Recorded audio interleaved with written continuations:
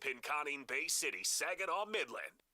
Michigan sports aren't just a game, they're a way of life. And now we've got a show dedicated to die-hard sports fans like you. Hosted by a guy who's borderline obsessed with the wins and losses of all your favorite teams. He's crazy. Every weekday morning from 9 to noon, Ben Bosscher brings you the talk that matters. The teams, the stories, and the players you care about most. This is the Ben Bosscher Show, built by Bresky Siding and Building Repair. Remember that.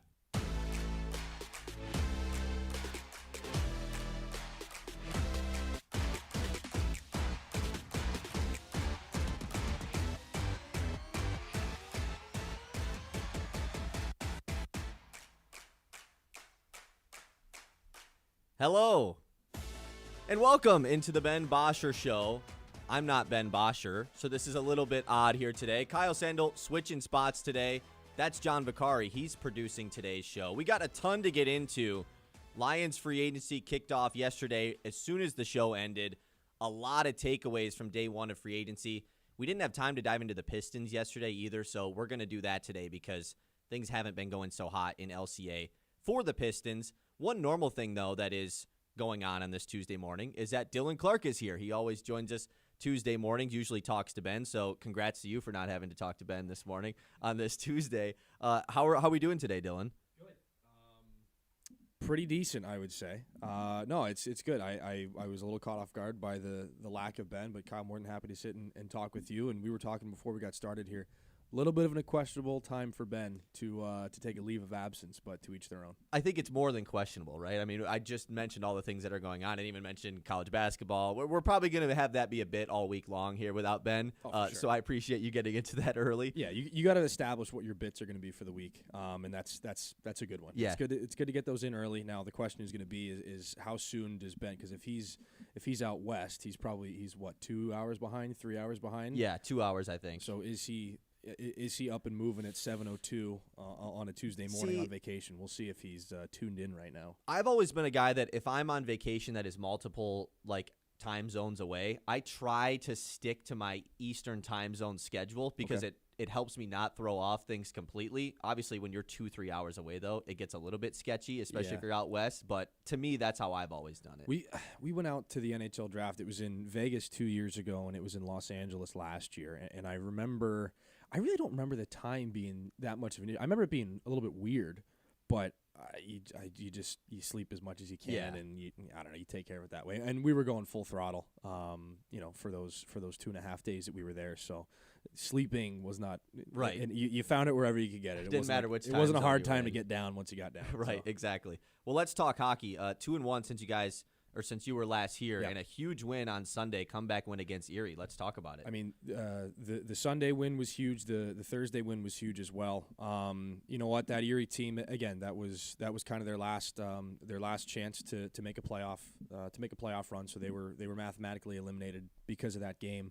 And for us, for the Spirit, on that trip they had an interesting habit of coming out pretty flat. To be completely honest, that game against the Otters, they go down 4-1 pretty early on. They go down 4-0 to Niagara 2 nights earlier than that, and you start looking around like, geez, what team is this? And especially the game in between, they played Brantford marvelously. Brantford's probably the best team in the OHL right now. They've got 11 NHL drafted guys.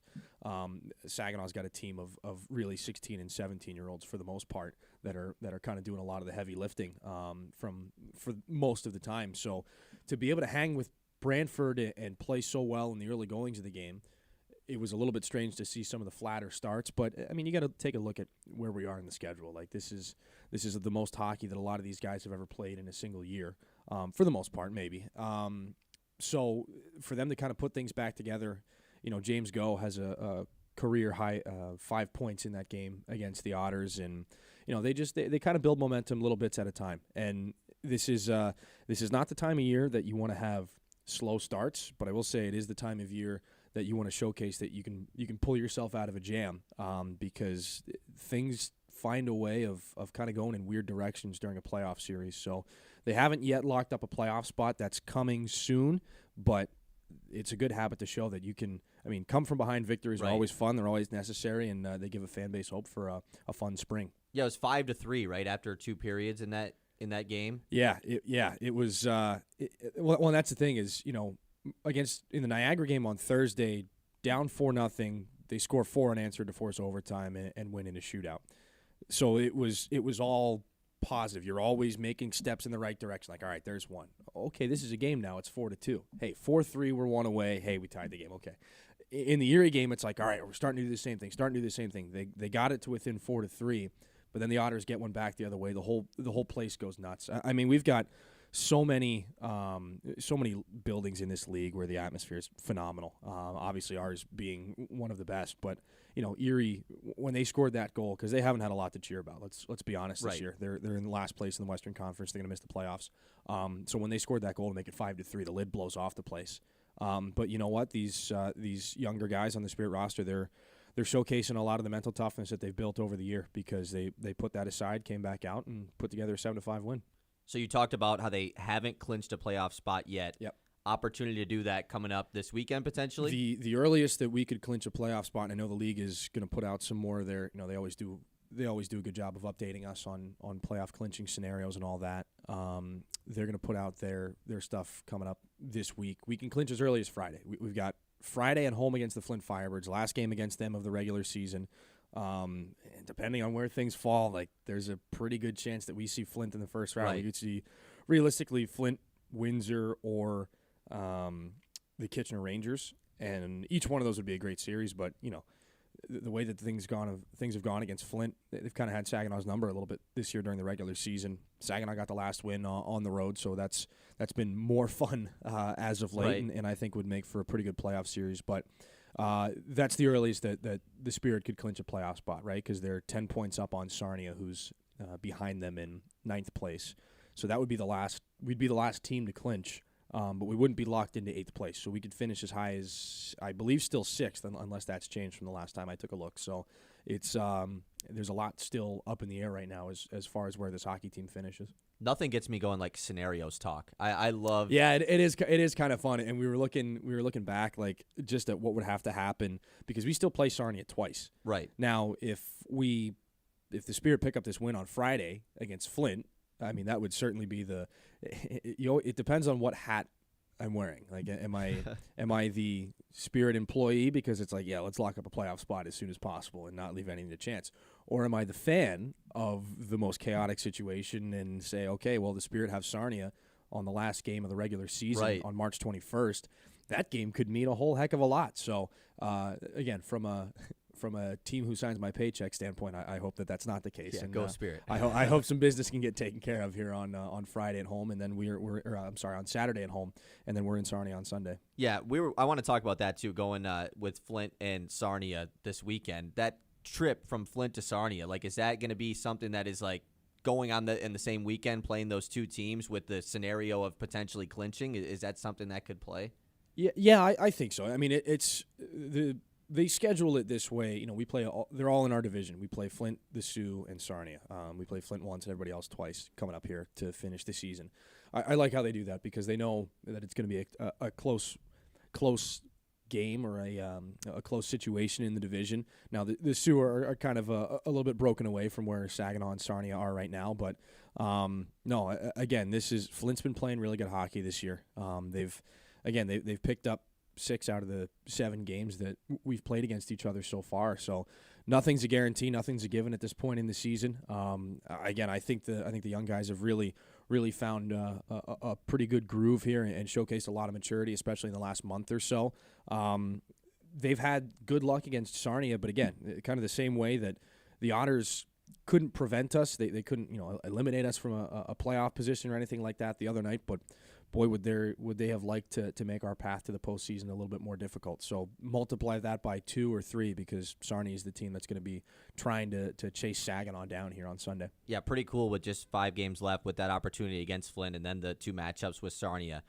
So only 3 home games left this season, right? Yeah. So Saturday against Flint, we're teamed up for our mental health awareness night with the Barb Smith Suicide Resource and Response Network. Always always so happy to link up with Barb and her folks and so many of the great things that they do here in our region, all the resources in there in our region, all the resources and that sort of thing. We'll have it's got a bunch of raffles going on.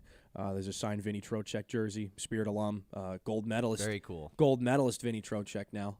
It's a Rangers jersey, and I don't believe he did not get moved at the deadline. John, is that correct? Big Rangers Yeah, fan, John is. did not happen. Still, so Spirit alum and still New York Ranger, so the jersey is still accurate. Vincent Trocheck autographed jersey that'll be up for an auction. They're auctioning off some Red Wings tickets as well for later on in this regular season. So a lot of fun stuff going on for obviously a phenomenal cause coming up on Saturday at the Dow as we take on Flint during our Mental Health Awareness Night, and then next Wednesday against the Sioux.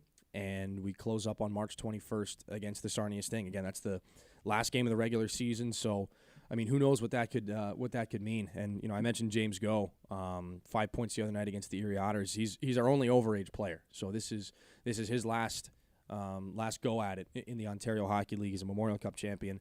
And he's played obviously the best hockey of his OHL career here over the last handful of months or so.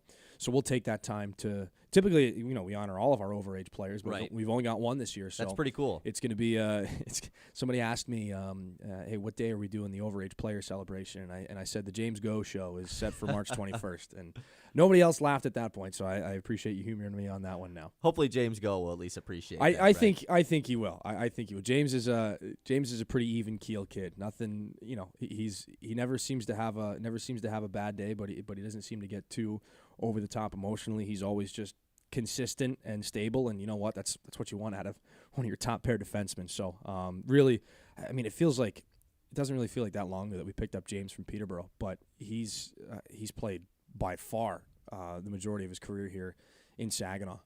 It's going to be a fun night coming up on, again, the 21st as our overage player appreciation night. Because you go through so many battles with these guys. They become ingrained in part of the community, and just part of the whole Spirit family. So it's always a bit of an emotional night, because again there will be, again, playoffs still yet to be determined, yet to be locked up, but the odds are on a playoff run. So you get those extra ones with him, but that's the last regular season game for a player that's he's played, I think, 283 games in the OHL. Wow. So it's kind of almost the end of a chapter for him. So he's going to RPI though to continue playing hockey, and he'll do great things there, we know. But we're 3 games left at home in the regular season, 5 games total. It's time, man. The weather's getting warm. You can smell the playoffs. It's a great time of the year. It's crazy to think how fast the season goes by, that we're already at the midpoint of March, essentially. Like, it just goes by so fast. It does, and you know what? Even there's always stuff to talk about. Once the regular season's done, outside of the playoff possibilities and all that. Like, Nikita Klepov still leads the OHL in scoring. So this could be 2 years in a row of somebody on Saginaw winning the Eddie Powers Trophy as the league's leading scorer. And he's also, I feel like if you lead the league in scoring as a rookie, that's probably a pretty good chance that you could be the rookie of the year. I don't know. I don't make that decision. That seems pretty simple. That seems like sound logic to me. And then you know what? If you're the rookie of the year and you led the league in scoring, are you the league's most valuable player as well? It would be a little bit tough to pile up that many trophies. But I think it's going to be a pretty good spring for Nikita Klepov. If he can help Saginaw to maybe a surprising playoff run, pick up some hardware, and then become a pretty highly drafted first-round pick in the National Hockey League, I think you can have worse springs than that. Well, last thing I got for you, controversial question. Oh boy, daylight savings time. Are you pro daylight savings this time of year? The switch. You know what? Lighter out at night, darker in the morning. Right now. I have never ever had a problem with it until this year. And I don't know why. I was really extra grumpy about it. We were on the road. We had traveled a lot. I was telling you before the show, I had a bunch of my buddies come up to Erie from Pittsburgh the night before, so we were hanging out. So maybe the alarm went off a little bit earlier than I would have liked it to that day, that Sunday morning. And my whole opinion of it that day was like, what are we doing? Do we really need to? Like, what is it? Oh, it's an hour earlier now? Year, yeah, right? sure. Yeah. No, I understand the function of it, but I was way more grumpy about it. So we'll see. Like, I'm 26 now. Like, who knows what happens? Who knows how I feel about it when I'm 30? It's a busy time of the year for you specifically to lose an hour of sleep. Yeah. And again, not that not that what we do is particularly hard. You know, I got buddies that are welders, and they're up at 4 o'clock in the morning. Exactly. And they give Pretty me a hard, tough for them. They give me a hard time. They're like, "Oh, you slept in until 6 today." It's like, all right, man, let's calm down. But no, I know that they have it particularly hard as well. Dylan Clark, voice of the Saginaw Spirit. If anyone wants to come to those final 3 home games, where can they get tickets? SaginawSpirit.com. There he is. Joins us every Tuesday morning here on the Ben Bosscher Show. We've got a ton coming up throughout the rest of the show. Lions, free agency. We're going to talk Pistons because we're scared that they're not contenders in the NBA anymore. They're still going to beat John's Knicks, though, so we're going to talk about that. Before we move on, let's talk about our 9 a.m. sponsor. The 9 a.m. hour is brought to you by Iron Stack Technology. They help businesses solve real technology problems securely, efficiently, and without the headaches. When your IT is working the way it should, everything else should get easier. Iron Stack Technology, solution-driven, mission-focused. You can find them online at ironstacktechnology.com. The Ben Bosscher Show, built by Bresky Siding and Building Repair on 100.9 The Mid. Every successful team starts with a solid game plan.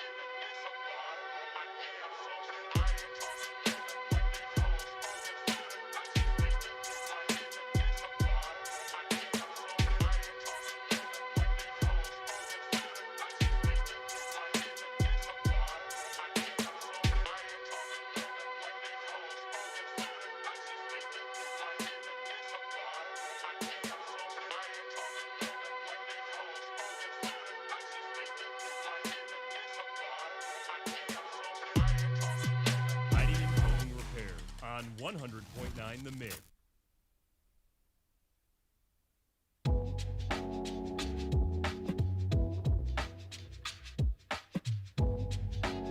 Hope everyone's enjoying their Tuesday so far. Kyle Sandel and John Vicari talking on the Ben Bosscher Show today. That makes a ton of sense. Let's talk about Lions day one of free agency because it kicked off yesterday as soon as the show ended at noon. And there was a ton of breaking news. A lot of big moves were made around the NFL, but with the Lions, nothing crazy. Nothing huge happened with the Lions, but they did sign who hopefully is going to be their new starting center in Cade Mays. It was the big-time move that the Lions made yesterday. 3-year, $25 million contract, $14 million guaranteed. Cade Mays was the Carolina Panthers center. He started at center for them the last 2 years. He was a guard the first 2 years of his career and kind of struggled at guard. He ended up moving to center. Started 12 of 14 games there last year for the Panthers. 21 starts over his 2 seasons at center. And it seems like from everything you read about the Carolina beat writers and just the NFL guys that cover these offensive linemen in general, much improved as a center compared to when he was a guard, and clearly built a role for himself as the guy in the interior for Carolina over the last couple of seasons. Run blocker, that's what he is. He's a huge guy, 6'6", 325, like just a monster in the middle. And I really do think that he's going to fit what Drew Petzing is bringing to Detroit. Everything that he has emphasized when we talked to Jeremy Reisman on the show a couple weeks ago after they did their interview with Petzing, he had talked about how he wants to get back to a run style that he was very comfortable with early in his career. And I think this is what Cade Mays brings to the table. I understand this isn't going to wow Lions fans. Like, most people see this signing and are like, okay, like, I don't know who this guy is. You know, that's going to be most Lions fans' reactions. It's a pretty good deal. Like, I think that's the part about this that I'm most excited for with the Cade Mays signing is that you look at the other centers available in free agency. We knew the Lions had to sign their guy. They weren't going to draft a center to start for them right away in the first round or whatever it was going to be. There was the talk about Tate Ratledge potentially moving back over from right guard to center. I don't know. Kind of tough to ask a guy to do that after you wanted him to do it as a rookie, and not that it didn't work out, but he's been pretty good at right guard. Like, you're just going to move him out of that spot. So it was obvious that the number one thing they needed to address in free agency was this center spot. And the other guys that were available, well, Ben's big name that they wanted was Connor McGovern of the Bills. He just re-signed with the Bills before free agency even opened. And then the huge name, Tyler Lindenbaum of the Baltimore Ravens, seemed like he was for sure going to go back to Baltimore. Instead, he signs the biggest contract ever for a center with the Raiders. 3-year, $81 million with $60 million guaranteed. Like, just an absurd contract. So then you go down the board, who's the next best available center? It's Cade Mays. Like, I think Brad Holmes did a pretty good job here addressing what the number one need was for the Lions, specifically in free agency, was getting a center. And I'm a fan of the Cade Mays signing. Once again, I'm not going to sit here and be like, I've broken down all of the Cade Mays tape, and I can tell you he's great at specifically these few things. It's been talked about that his pressure rate's pretty good. Obviously, a run-blocking center over a pass blocker. I think the biggest thing is that he's better than Graham Glasgow. Like, I know that's not a hard bar to get over because Graham Glasgow was benched for a dude that I still can't name at the end of the year last year on Christmas against Minnesota. So, yeah, of course, it's not going to be that difficult to get an upgrade over Glasgow, but every Lions fan can sit here and debate about what they should do with the first-round pick. Are they going to go with a tackle to replace Taylor Decker? Are they going to go with that guard spot with Vega Iona, the guy that Ben really wants from Penn State to play left guard? Are they going to go to edge in the first round? One thing that they for sure weren't going to do was draft a center in the first round. So, to me, I'm excited about this move. I think it is the right move based off of where the other centers went in free agency. They weren't giving Lindenbaum this record contract. And I've even seen some Raiders fans like, whoa, we traded Max Crosby away and then signed this crazy contract for Lindenbaum? Great player, absolutely. But this Mays deal, 3 for 25 with only 14 guaranteed, like, it's a pretty good deal if he's going to be your fine starting center. Is he Frank Ragnow? No, but he's certainly not Graham Glasgow. That's what I'm super excited for. They also add offensive tackle Larry Borum from Miami Dolphins. Started 11 of 16 games last year for Miami. Spent his first 4 years in Chicago, where he started 27 games, so he's played or started in 38 career starts. This seems like a depth piece more than anything. To me, this is not the starting left tackle. Would be kind of surprised if this ends up being the starting left tackle. Now, if they draft someone, this is the vet to kind of, if the rookie's not ready in time, Larry Borum's going to start at left tackle. I think it's an option. And those are the only two ads throughout day one of free agency for the Lions. So there's good and bad. The good is that the number one need that all Lions fans have wanted, the offensive line, it's clearly been addressed. Is it finished? No. I don't think they're nearly finished with addressing the offensive line. But it's nice to know that what the fans and what we've talked about, what we prioritize, clearly the Lions want to prioritize that as well. They want to get back to why they were so good in 2024 and in 2023, because that O-line was awesome. And no one loves talking O-line more than Lions fans. And so, yeah, did they add 2 studs? No, but they are addressing the offensive line, which absolutely needed to be addressed more than anything. Here's the part, though, that was bad about day one of free agency. And I do think overall the Lions got worse from their current roster 24 hours ago to right now. Alex Anzalone heads to Tampa Bay. Not that much of a surprise. Seemed like he was on his way out. The Bucs, though, I didn't really see that one coming. 2-year deal. That's a team that the Lions have faced off against basically every season of the last 4 or 5 years. Amik Robertson was a name that I was pretty hopeful the Lions would bring back. Of course, no one knows what the situation is like with Terrion Arnold. Just good luck trying to guess that one of what's going to happen, because every time I try to find some more information on it, I go down a rabbit hole of every little legal thing that's going on with that situation. So there's a potential need at cornerback for the Lions, and once again, it's still not a strong suit. You want to have depth there. But you lose Amik Robertson. He goes to the Commanders. Roy Lopez was the first big surprise for me as far as, wow, I thought the Lions were going to bring him back. He goes back to the Cardinals. A guy that really starred, like the sneakiest ad of the offseason last year for Detroit. But, of course, they have guys on the defensive line in the interior, so it's not the end of the world to let him go. But he played a really important role for them last year, so would have loved to bring him back. He's gone. And then this team just doesn't have a backup quarterback anymore. Not saying that it's the end of the world that Kyle Allen is going back to Buffalo, but they don't have a backup quarterback. Kyle Allen leaves as well. So the current list of needs for the Lions after day one of free agency, I'm still going to include left tackle.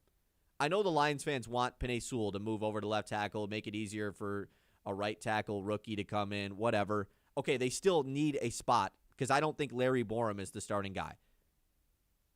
Edge rusher 2, question mark. Edge rusher 3, question mark. It's kind of just Hutchinson right now. And then what, am I supposed to think that Levi Onwuzurike is going to be healthy? I'm not including that.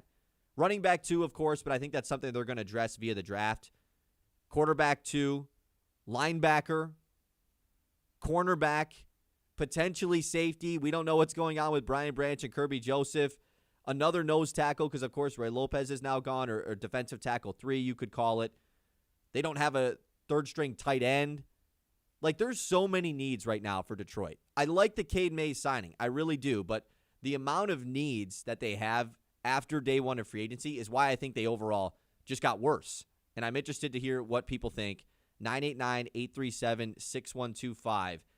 Did the Lions get worse? How would you grade day one of free agency? We're going to get your guys' response as well as far as Brad Holmes, first 24 hours. This is the big time offseason to be like, is Brad Holmes really, are we trusting him as much as we did a couple years ago? Because obviously it's switched for Brad Holmes. A lot of people are more so feeling doubtful about how he can bring this Lions group back, but Ben's whole point yesterday was, I don't know if any GM could. I just listed off all those needs that the Lions have. Like, you could have any GM best in history in this spot. Are they going to be able to fill all of those needs with still the limited cap space that the Lions have? Because we've gotten no indication on any restructuring of Jared Goff's contract, Amon-Ra St. Brown, Penei Sewell's deal. So we're going to get your thoughts. We're going to get John's thoughts as well.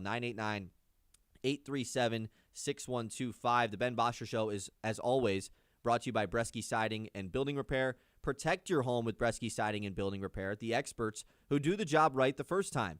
Got a leaky roof or storm damage, siding looking a little tired, Bresky has got you covered. Locally owned, trusted, and dedicated to keeping Midland area homes safe and looking sharp.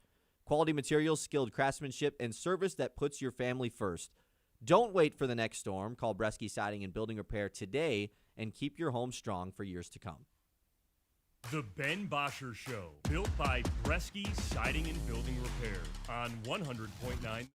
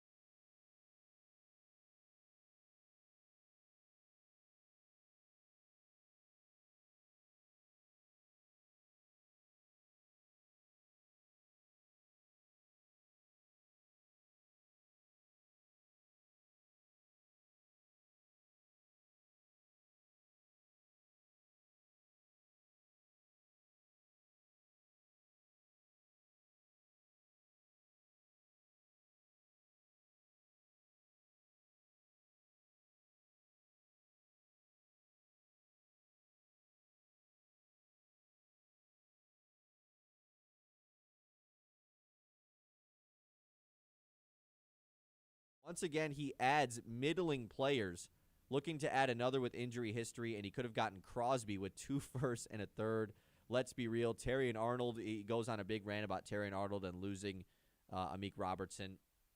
Look, the Lions weren't trading for Max Crosby, okay? Now that has been done, like, there's no need to continue to go back to that. The Lions were not ever adding Max Crosby. And I'm happy they didn't. 2 first-round picks is just something that this team could not afford to give up. The Ravens gave up a crazy amount, and they lost their starting center because they couldn't pay him because they brought in Max Crosby. Like, I don't think that's anything that the Lions fans should be worried about. John, what do you think about the Lions opening to NFL free agency addressing the offensive line needs? Yeah, it's fine. There's no difference maker in terms of, like, saying, oh, we lost these pieces. Like, am I really going to be up at night that they lost Amik Robertson or Alex Anzalone? Like, let's be real, right? I just don't. Anzalone's been a part of this team for some years. Sure. Okay, Taylor Decker has too. Are you crying about him? There was no one out the door yesterday. I was like, oh, the Lions didn't sign back Kyle Allen. Like, no, you need him as a backup quarterback. I'm not going to lie to you and pretend to know what the center market is. I was in the airport yesterday getting all the notifications, and I'm like, why is the center market blowing up the way it did? Like, oh, the Ravens center gets 3 years, $61 million. I couldn't believe that. And then you saw certain teams that just didn't have the center, most notably Cleveland, because, I'm just more tapped in with kind of their talk radio space too. Right, they were Cleveland. very sad that they didn't get Mays. So I was like, oh, all right. So I guess the Lions did something pretty cool though, to get Mays there. And again, I can't say whether he's a difference maker or not, but there was no difference maker out the door. I think they're all replacement level players that you can get with replacements. Yeah. I do. Again, Anzalone, good culture fit. I like the long hair. I like that he's Italian. I get it. I just don't see him as someone that they can't fill. And then, oh no, Amik Robertson. All we did last year was complain about the secondary, right? Until we complained about the offensive line. So I can't sit here and be like, oh, Robert. I think you look at Robertson and be like, when he was healthy, he did what he was supposed to, and it was a position group that didn't stay healthy last year. I agree with you, but, like, they have to replace those spots for it to be. Well, of course. Like, for you to say, like, yeah, these are replaceable positions. Okay, then they have to replace them. And right now, they just don't have the cap to do so. So that's the part that I'm worried about. Like, when are they going to create more cap space? Because it's something that we've been hammering down for some time now. And I think the Taylor Decker situation is probably the reason that they got caught up with not getting the Goff contract restructured in time, Amon-Ra, Sewell, like whatever contracts that you were going to potentially restructure to create that cap space. The Taylor Decker situation just kind of put that all on pause. And so I agree in the fact that, like, the people that are complaining about the Lions losing Kyle Allen is they're just trying to find a way to complain, trying to find a way to be upset about the Lions offseason because you lost a guy who never played last year. Like, sure, yeah, he won the spot over Hendon Hooker. Man, that's a big deal, Like, so to me, I think it is a good start. I think that getting Cade Mays, he was the best realistic option at center because you weren't getting Tyler Lindenbaum. Connor McGovern went back to Buffalo, and then the next best guy was Cade Mays. So I think it's a good start. I think getting depth at tackle is fine.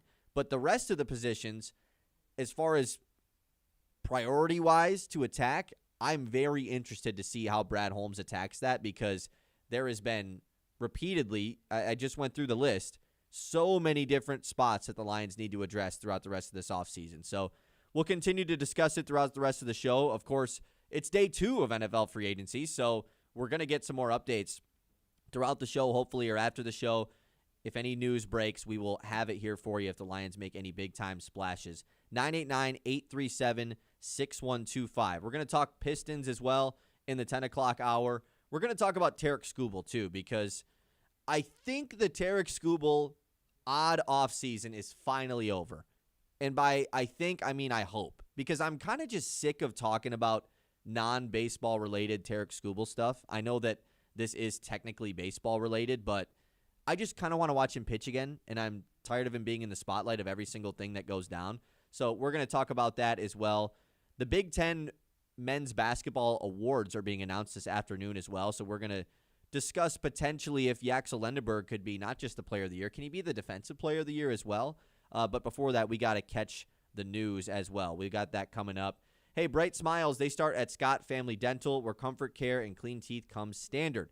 Locally owned by Brandon Scott, a native of the Great Lakes Bay region, the business is family-focused. They treat patients of all ages like one of their own. From routine checkups to whitening crowns and more, they've got the tools and the gentle touch to keep your smile shining.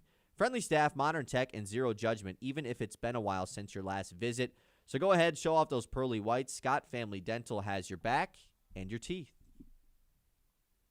The Ben Bosscher Show, built by Bresky Siding and Building Repair on 100.9.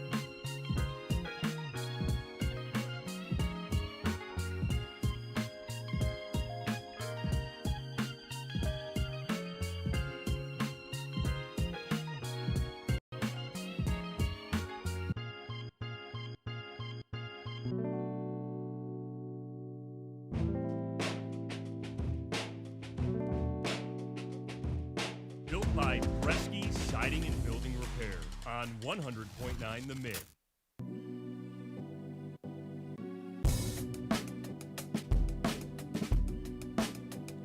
All right, we're rocking and rolling on this Tuesday morning. Ben Bosscher Show with Kyle Sandel and John Vicari. We got a ton going on right now in the sports world. We're going to talk about the Pistons coming up in the 10 o'clock hour. They play tonight against the Brooklyn Nets. But before we do that, let's hit the news. The Mets Morning Catch. It's going to take forever, Kyle. John, what's up, man? Good to see you. Back in the building. It would just be nice if everything was just, labeled for me. Everything is labeled. It's just not Johnified, you know? This is record time. Hold on. No, okay, yeah, no, I'll let you wait. I'll wait. Wait, everyone wait. All right, it's the mid-morning catch. I finally got both of us on the screen. And the right graphic. Folks, Kyle's does such a great job, and I realize that every time I have to fill in because this is like the least fun thing I do. I love talking, I love being on the show, but actually being in this seat on the show is the worst time I have. So you just like coming on as a guest, essentially. Yeah, right. As a guest, without any responsibilities. Okay, we'll have you host then. Sure. that would be a lot easier. That'd be a lot easier. What's going on in the news? Oh, so much. So much, actually. It's March. I mean, this is a good time to be alive. Not to be producing the show, but to be alive. Let's start with some baseball and the World Baseball Classic last night. USA versus Mexico. I know you were working. I was coming back from the airport, but I caught as much of this as I could. To be expected, Aaron Judge had to carry a bunch of sorry players. No, I'm kidding. He did have a 2-run home run. Sorry players. Roman Anthony had a 3. This team went 1 for 11 with runners in scoring position against their first formidable foe in Mexico, but the United States beating Mexico 5-3 the final. Skeens, 4 innings, no earned runs. And you know what's impressive about Skeens' start is that he's actually probably going to do another one. He's not just going to do one and then be like, I got to go back to Lakeland. An announcement about potentially coming back, but then not. And then tease us with Ken Rosenthal, like, I don't know. Being out there, I think things have changed. I'm just kidding. I'm going back to Lakeland. Bad. USA beating Mexico 5-3. They'll take on the scrappy Italians tonight. A nice 9 p.m. first pitch. Might not work for, people in terms of just 9 to 5 jobs, but for your boy who's going to be doing the Freeland game tonight, I like a 9 p.m. start. I'll be able to catch most of it. Good point. Who do you root for in that game? United States.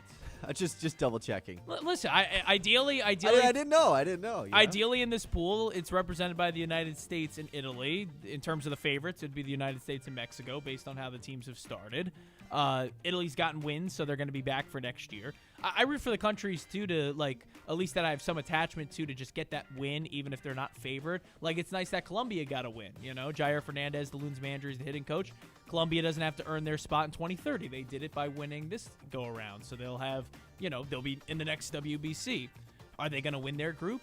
No, because it's extremely hard, or their pool. But hey, it's nice that they got the dub. Pretty good night for the Red Sox fans too, right? Jarren Duran hits 2 homers for Team Mexico. Roman Anthony hits a home run. Good night if you're a Boston fan. Absolutely. And again, a 5-3 win for the United States. In terms of NFL free agency, I think the next mid-morning catch, if we do another one, maybe I just try to find the most obscure. Maybe we do this around the league. The most obscure signings and see if you care or not. Ones that broke yesterday that I think you guys weren't on the show for. How about Mike Evans to the 49ers? This is the one that I was a little bit shocked by. I just, throughout the entire pre-free agency cycle, didn't believe that Mike Evans was going to leave the Bucs. I just couldn't get behind it. That guy's a Buccaneer. They would do everything in their power to get him back. But, I mean, the signs have pointed to it. They've drafted wide receiver the last couple of drafts now. But, yeah, going to the Niners of all teams, a team that those are two. Yeah. The Bucs and Niners have been playoff teams the last couple of years. They kind of have a little bit of a rivalry. It's going to be weird seeing him in a Niners uniform. That's for sure. Of course, too. 3 years. That's what I thought. I thought he'd play 3 more years. I thought he'd be a 1-year contract, which Diggs signed a multi-year contract last year with New England, gets cut anyways. But I don't know. I thought this was good for the Niners for sure. Absolutely. In terms of other deals, Devin Lloyd to Carolina, I think is very good linebacker. Totally. Carolina's going to be, I think, a playoff team again next year. Carolina's honestly. making moves. Yeah. They have they lose Cade Mays, which big loss. Oh obviously. yeah, obviously. But defensively, yeah, they made some big time signings yesterday. Yeah. So he's another one, and then I like this one. My favorite move in terms of when division rivals lose good players. Reed Blankenship, 3 years, $24.7 million to Houston Texans, getting out of that Eagles secondary. Did you see the moves the Giants made? Any catch your eye? No. No. Well, this we got a punter, and we signed him to the biggest contract in punter history because, punters win games. I mean, honestly, like, based on how the Giants' offense has gone in previous years. The kickers weren't winning them games, that's no, for sure. We had the worst the Giants had the worst special teams in football last year. You had that punt that you brought in young Wei Koo, who couldn't kick the football. He missed the football on Monday night. They brought in that dude that rocked number 99. Yeah, the Irish kicker who sucked. Yeah, the guy who'd never even played a sport in his life. Yeah, Jude McEnany. And then our Gillian, the punter, terrible the entire year. So at least they got a punter. And then Isaiah Likely, tight end. I saw this, yes. I saw a meme yesterday on Twitter. Actually, followed the guy because it was so funny. A meme from Jaws, Kyle, and it was Chief Brody on the boat, and it said, instead of we're gonna need a bigger boat with Dart, Scattaboo, and Likely, we're gonna need a bigger blue medical tent. That's what it said. I followed the guy because it was so funny. It was so. I was like, I hit him with a follow on Twitter, dude. It was so funny. Likely is like the third or fourth highest paid tight end in the league now, and just wasn't even ever the tight end one on his own team. Yep. So what the Giants do, they make moves. They either sign tight ends that are backups or tight ends that then retire to become rappers like Darren Waller. In terms of action tonight, you mentioned that we're going to talk about it to lead the 10 o'clock hour. Some Pistons. They're in action against the Nets at 7:30 tonight. The Wings are taking the Florida Panthers on. Panthers are usually good. They've actually had an off year this season, so hopefully the Wings, who need every game they can get, take care of Florida tonight. They're in Sunrise taking on the Panthers. And then the big one, Detroit Mercy Wright State Horizon League Final on the big ESPN. Detroit Mercy, Kyle, we were talking pre-show. They won like a game 2 years ago. A game. Yeah, they went 1-31 2 seasons ago. And now they're going to make the NCAA tournament with a win tonight? It's pretty crazy, just like the trajectory of UDM basketball. I know no one cares to hear about this, but they had the all-time leading scorer in college basketball 4 years ago. They go 1-31 2 years ago, and now they're in the Horizon League title game. That's pretty cool.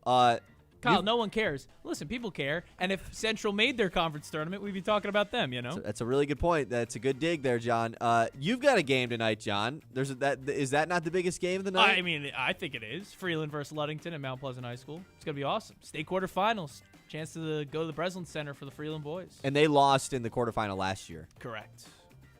Gotta get it back. So they're getting their revenge. When can people listen? 6:50 tonight. 6:50 tonight. You heard Let's go. Tune in to John on the mid. All right, thanks, John, for that's my hitting morning the news. catch, bro. Hey, We'll see how we get out of it, though. I gave you a minute to spare here, so hopefully that's enough time for you to get out of it. 989-837-6125. You can continue to chime in with your Lions free agency thoughts. Let us know. Brad Holmes' grade. Is it an A? Is it an F? I think it's probably safe to just say it's like a B-. I know it's the boring take, but I think it is just the take to have right now. I do want to know, though, what's your Pistons Panic Meter at? Because I think these issues that the Pistons are having right now have been looming for quite some time, and they're finally starting to show with the losses. So we're going to hit that. Let us know, 989-837-6125. This is the Ben Bosscher Show. Without Ben Bosscher, he's going to be gone throughout the rest of the week. You're going to get me. You're going to get John. You might even get some Brad. I know. We'll see. We'll see with that there. Let us know, 989-837-6125. Pistons Panic Meter is next. The Ben.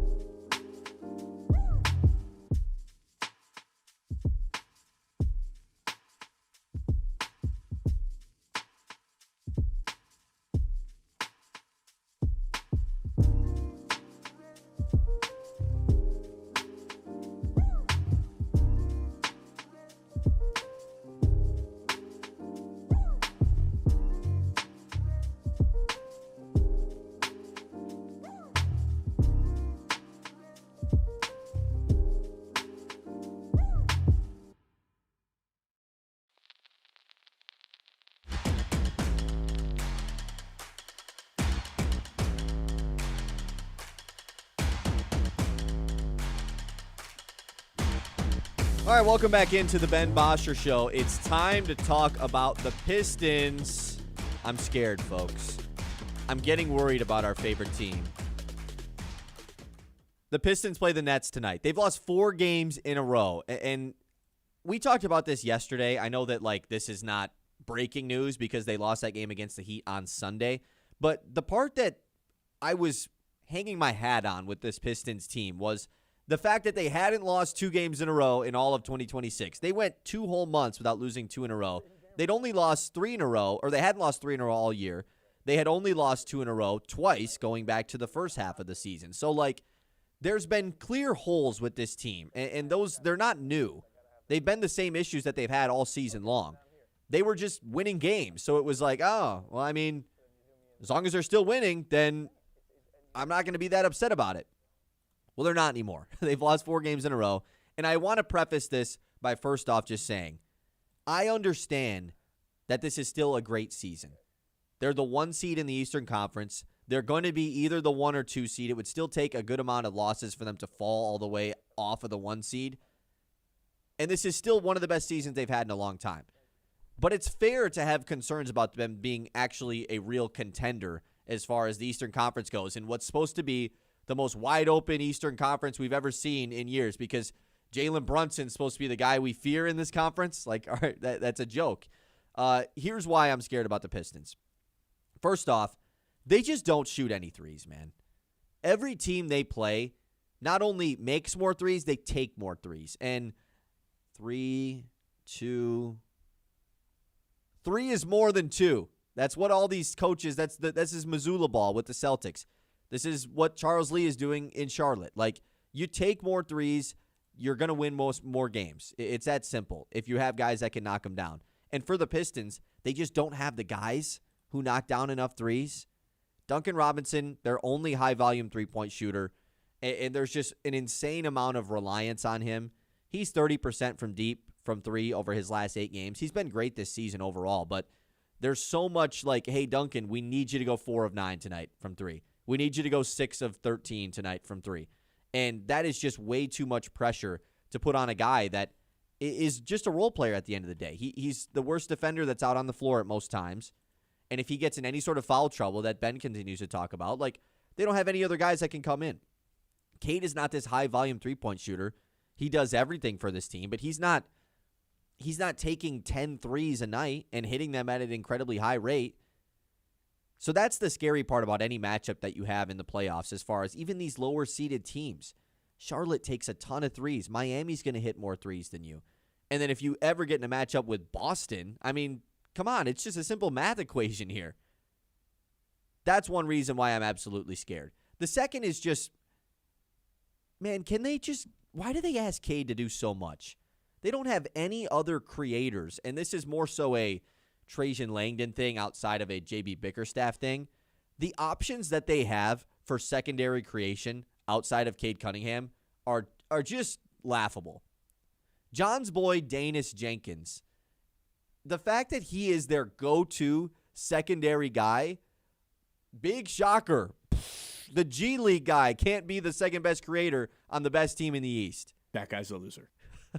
Okay, that might be a little bit of a stretch, but he's been playing like a loser, that's for sure. Ever since he's gotten back to gotten that standard contract, he's gone back to the G League version of Danis Jenkins, and it's not his fault. He shouldn't be in this role. It's that simple. It was a good story and everything, but he has absolutely come back down to earth here for Detroit. Looking back at it, it's so laughable to go back to the trade deadline and not acquire a guy like you did last year in Dennis Schroeder and have the Cavs, a team that clearly looks better than you right now. They beat them without Donovan Mitchell a week ago. They go get him. They get Keon Ellis in that trade. 2 guys that the Pistons could desperately use because they bring shooting and creation, the 2 things that they just do not have. Now, the Pistons still bring it defensively, of course, and that's always going to be the thing that they hang their hat on. But the game against Miami, to me, was the more concerning one because it was just like a blowout from the rip, coming off of a insanely bad blowout loss against the Nets. I still don't know how they lost. I turned that game off. Cade didn't play. They were up by 20 in the third quarter. All of a sudden, they lose. What? And then they get blown out by Miami the next day. And this is all coming off of 2 losses against really 2 good teams in the Cavs and the Spurs. So you already were having the conversation of like, Detroit just is not in that top tier of teams in the NBA. They're still going to beat up on all the bad teams. They're still going to beat up on the mid teams, but they're just not as good as San Antonio and OKC and maybe even Boston and Cleveland, unfortunately, that are in your own conference. But then you lose to a bottom feeder in Brooklyn, then you lose to Miami, and all of those red flags are now just becoming the biggest red flags that you've ever seen. Tatum being back for Boston is way more of a concern than I initially considered.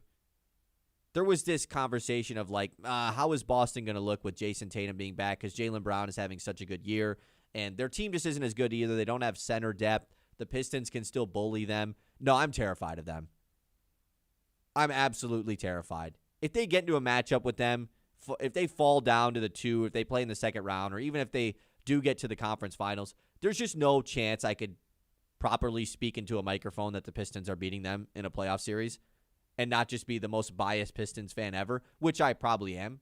So that they absolutely terrify me, and the Cavs are just too good with Harden. Their offense is too good. I mean, they have too many guys that the Pistons defensively, what they hang their hat on, can take away players. They can just go to different options. Like, that is the biggest part with Detroit is you throw 2-3 guys at Cade in a playoff series, you see the formula for him to get worn down. And that's kind of what happened last year against the Knicks. Like, that was a really fun, hard-fought, like, tough series between these 2 teams, and clearly it wore both of them down. But at least last year, the Pistons had Malik Beasley, who was maybe the highest volume three-point shooting guy in the league. And they had Dennis Schroeder to be a secondary creator who closed a lot of games for Detroit. They do not have that this year. And the fact that it's Danis Jenkins and Marcus Sasser, who goes from being a DNP to, hey, you're going to start tonight. We got to find something. All right. The Asar Thompson injury as well. He's out again tonight against the Nets. No timeline on that is just a little weird. The ankle injury, that it looked a little bit scary. And he's missed it's going to be 3 games now once he misses tonight. Asar Thompson being injured is, of course, an issue for this team because he's maybe the best perimeter defender in the conference, but absolutely the best one on the Pistons. And so all of those reasons have got me scared. The number one thing is the shooting, though. Duncan Robinson hasn't been hot as of late. Sure, could he get hot? Yes, but that's the whole point, is like the Pistons shouldn't have to rely on Duncan Robinson, whether or not they're winning games or not. Like that's ridiculous. And so they don't have a ton of tough opponents coming up on the schedule. That's the one part that you also are like, the takeaways can't be there. They have the Wizards twice. They have the Nets. They have all these bad teams coming up on the schedule where it's like, I'm not going to sit here and say, the Pistons are back. No, I'm still going to feel that they're just not in that elite tier in the Eastern Conference. I'm even starting, John, to feel like I don't know how I feel against the New York Knicks in a playoff series, despite how they bullied on them in the regular season. Yeah, no, you should be afraid of the Knicks. But in terms of just the fear overall, I don't know where this comes from. I listened to you guys last week, too, and when I say you guys, Ben and Kyle, I haven't heard from Brad, but I'm sure it's some of the same, too. You guys are acting like this team's the worst team in the NBA. You have the number 1 seed in the East, and I'm going to throw a couple questions at you. Number 1, what was the point of getting the number 1 seed in the East and having this big game lead if you weren't experimenting with trying to strengthen your weaknesses? Oh, we gotta beat the Spurs. Oh, we gotta beat the Knicks and sweep them this regular season. No. How about this Kevin Huerter guy that you traded for? And all I hear from you guys, whether it's Ben, he just didn't work. Force him to work. You're going to complain about shooting and signing Dennis Schroeder when you made a trade, you gave up assets at the deadline for Kevin Huerter. Find a way to fit him into your offense. Or don't complain about it. You guys just will be a team that just doesn't have a shooter in Duncan Robinson. Ben brings up Duncan Robinson's playoff shooting last year. He is a bad playoff shooter in his career. Okay, you guys knew this at the beginning of the season, right? But he's an asset to have, and he's been good this year. So what is he? Agree. So he's just gonna go so we're just under the assumption that he's gonna step foot. Oh, the playoff logo is gonna be on the court or AI generated because the NBA screws that up too. But the playoff logo is gonna be there, and Duncan Robinson's gonna forget how to play basketball. No, he was a bigger piece on the Heat than he is on the Pistons. He's not the guy that has to force shots at times. Hopefully, he's like the safety valve for this team because they're just getting inside and bullying everybody. Like, the idea and the model of this team, just I guess the makeup is the right word, is not three-point shooting. And if you were to say, John, three-point shooting, it's how you win titles now in the Warriors dynasty. Okay, who won the title last year? Oklahoma City. Who are their shooters? Right? Yeah, they didn't take a ton of threes. Right? They were built on defense. They also had the MVP of the league. Okay, so Cade's got to get to the line like SGA did. Like, isn't that an easier fix or a more solvable fix than saying, they need to just find someone who could shoot from free agency? Yeah, but that OKC team has also other guys that can do things offensively outside of Shea. The Pistons just don't. But the Pistons don't have guys offensively that can make twos. Like, put threes aside for the moment. Like, they don't have guys who can create. No, they don't. I mean, it's Danis Jenkins and it's Marcus Sasser. And Asar Thompson does a bit. I mean, Jalen Duren has improved a ton this year as a big, but he's your center at the end of the day. Sure. And to your point about Kevin Huerter, how much more can you make this guy work? The dude is 3 of 18 from 3 since putting on a Pistons uniform. Mm-hmm. That's terrible. He just is unplayable. And I mean, he's a wreck defensively, obviously. So, yeah, you brought him in to be the shooter and to be a backup option potentially. One, you're never running a lineup with him and Robinson out there at the same time. Hypothetically, if this were to work out, you have Robinson in the game, and then Huerter can come in when Robinson's not in the game. Yeah. But Huerter stinks, so he can't play. That's the biggest issue. And so I agree that, I'm not saying, their season is doomed, but these issues have been here the whole year. They're not new issues. And so, they've been in the back of your mind the whole season where, I'm blinded by the fact that they're winning a ton of games. Do I know how they're winning a ton of games? Not really.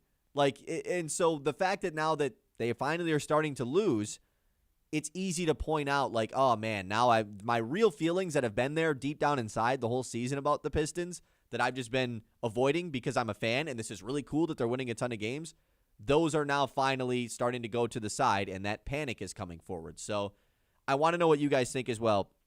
989-837-6125. We'll get to some Facebook comments about the Pistons as well because to John's point, and I think this is fair, the Pistons are still the 1 seed. This is still an incredible season based off of what they built from a year ago. Jalen Duren is having an exceptional season going into a contract year this offseason. Cade is still an All-NBA, potentially first-teamer guy. Yeah, he's not the MVP anymore. I don't know if you saw what Shai Gilgeous-Alexander did last night to the Denver Nuggets, but that was certainly MVP caliber. But this is still an amazing season for Detroit. And I don't want to do the full-on bore negative. I'm so scared. I'm terrified. This team is screwed in the playoffs. But I kind of feel that way a little bit. So let me know what you think. 989-837-6125. We're going to talk Pistons. We're going to talk Tarek Skubal. We're going to dive a little bit more into NFL free agency across the NFL as well when we take a trip around the league later.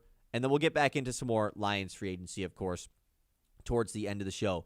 Hey, Midland, don't miss the Home Builders Association show this Saturday and Sunday. It's right here at Dow Diamond. If you're planning a remodel, building your dream home, if you just want some fresh ideas for your home as well, come on out. It's March 14th and 15th right here at Dow Diamond. Tickets are just $8.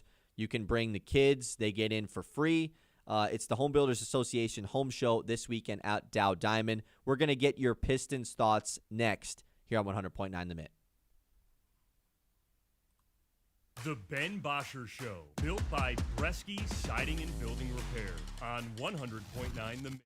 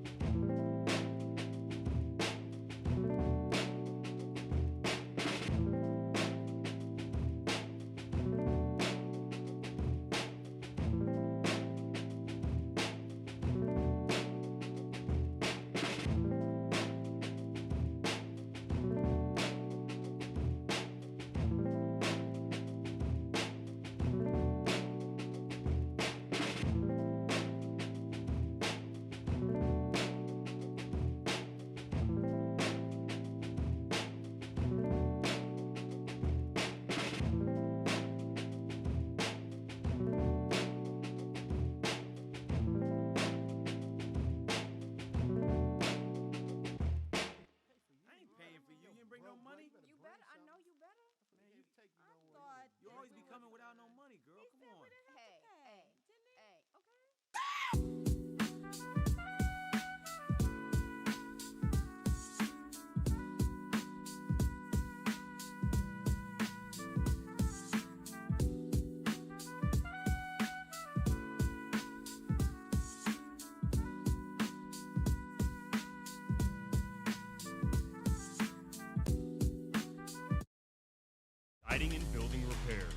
100.9 The Mid.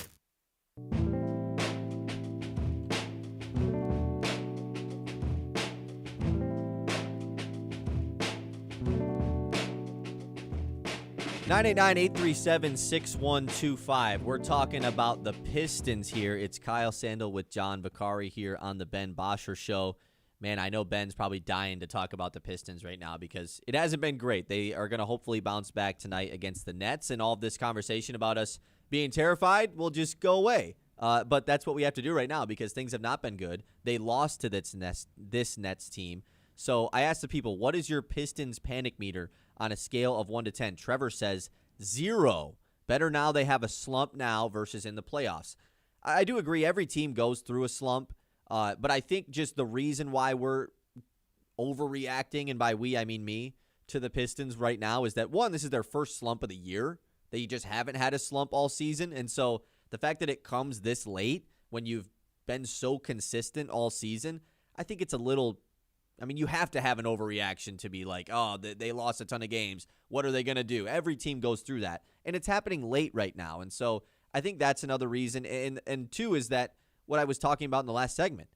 All of the issues and reasons they're losing these games are the same reasons or the same issues they've had all season. They've just been winning those games with their defense, and these last couple games have really not been going on. So Josh says, my panic meter is equal to that of watching the Tigers going from for sure going to win the Central to losing it.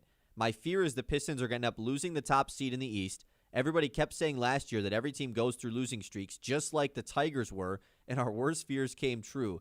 I feel with lacking a second player who can create their own shot and score big points, it's going to bite us down the stretch when teams are giving everything they got for seeding. I like this from Josh, comparing it to the Tigers, because I was the guy on the flip side of this last year. When the Tigers started losing some games, I was like, who cares? They're going to win the Central. They have way too big of a lead. They'll never blow this lead. It would be impossible. It would be the biggest blown lead ever. We did all the research of biggest blown division leads in MLB history. Oh, there's never been one this big that's gotten blown. They're not going to do it. And then they did. And that really stunk. And I don't think, I mean, this is a little bit different because Divisions 1 in basketball they're not that big of a deal. The Tigers were looking to hang a banner. They made up for it in the playoffs, of course. Different for the Pistons. Going from the 1 to 2 seed is not like nearly as big of a fumble as losing the division title was for the Tigers. But I think comparing the two teams is fair because how did we think about the Tigers going into 2025? We didn't know if they were going to win the division. They were coming off of a really frisky end of the season to make the playoffs, won a series, lost in the divisional round. Like, can they go back to the playoffs? Their expectation should be to go back to the playoffs. And then for 80% of the season, they were the best team in baseball. They were the best team in the American League. Out of nowhere. And it was just like, oh, okay, I guess our expectations have risen for the Tigers. And that's basically exactly what has happened with the Pistons this year. Like, coming into the season, it was like, yeah, Detroit should be good this year. Like, they should have, I think they improved in the offseason slightly. They didn't make any huge moves, but it was like the internal development really should come into play. Cade's going to get better. Duran's going to get better. Ron Holland's going to get better. And all of those things have been true. I didn't think they were going to be the 1 seed, though. I don't think any fan could logically have said preseason, yeah, the Pistons are going to be the best team in the East all year. No doubt about it. They're not going to lose 2 games in a row for 2 months straight. Like, what? So I think the comparison is there.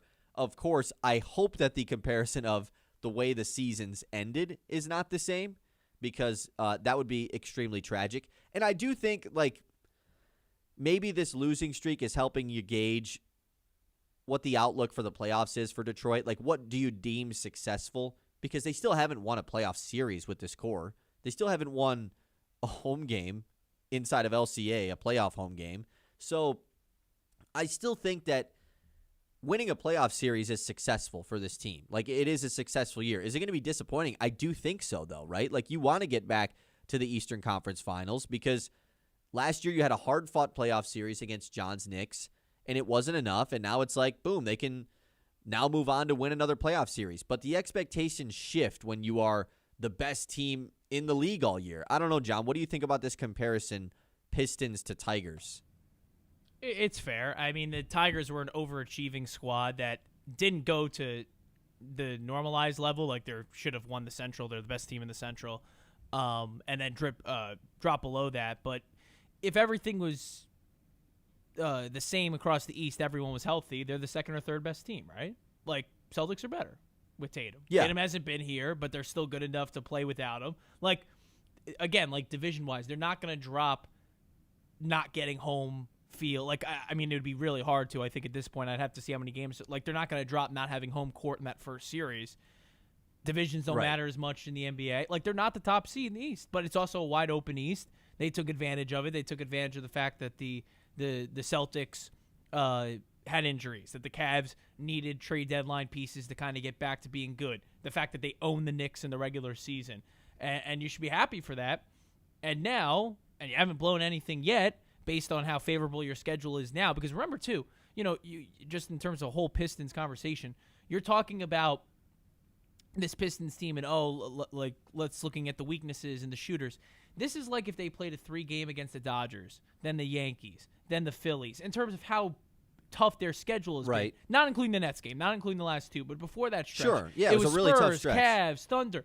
It was a tough stretch. So now you're getting to the Wizards, Didn't include the Knicks Nets. in that stretch either, because that wasn't that tough. Sure. No, it wasn't. I can't. Listen, you can't. It was never, a competitive game. It was only, one non-double-digit final between them in terms of margin? I think the first one, yeah. So, like, it's just what it is, at least in the regular season this year. But for what's coming up, you have teams with bad records, and what's so great about the NBA, teams love to not play and tank, so you're going to run into teams that are kind of going into a game thinking that night, do we care or not? And that'll benefit you guys as well. Like for the Knicks last night, the Clippers care now all of a sudden. It's like they're the 9th seed. I couldn't believe it. Darius Garland, Kawhi played out of his mind. I'm like, I thought this was one of the teams that weren't supposed to care, but I digress. I think it's a little different in terms of comparison's sake, just because the Pistons were going to be this top 4 team. And I don't think, again, it would be tough to blow the top seed, but it was never it was also never,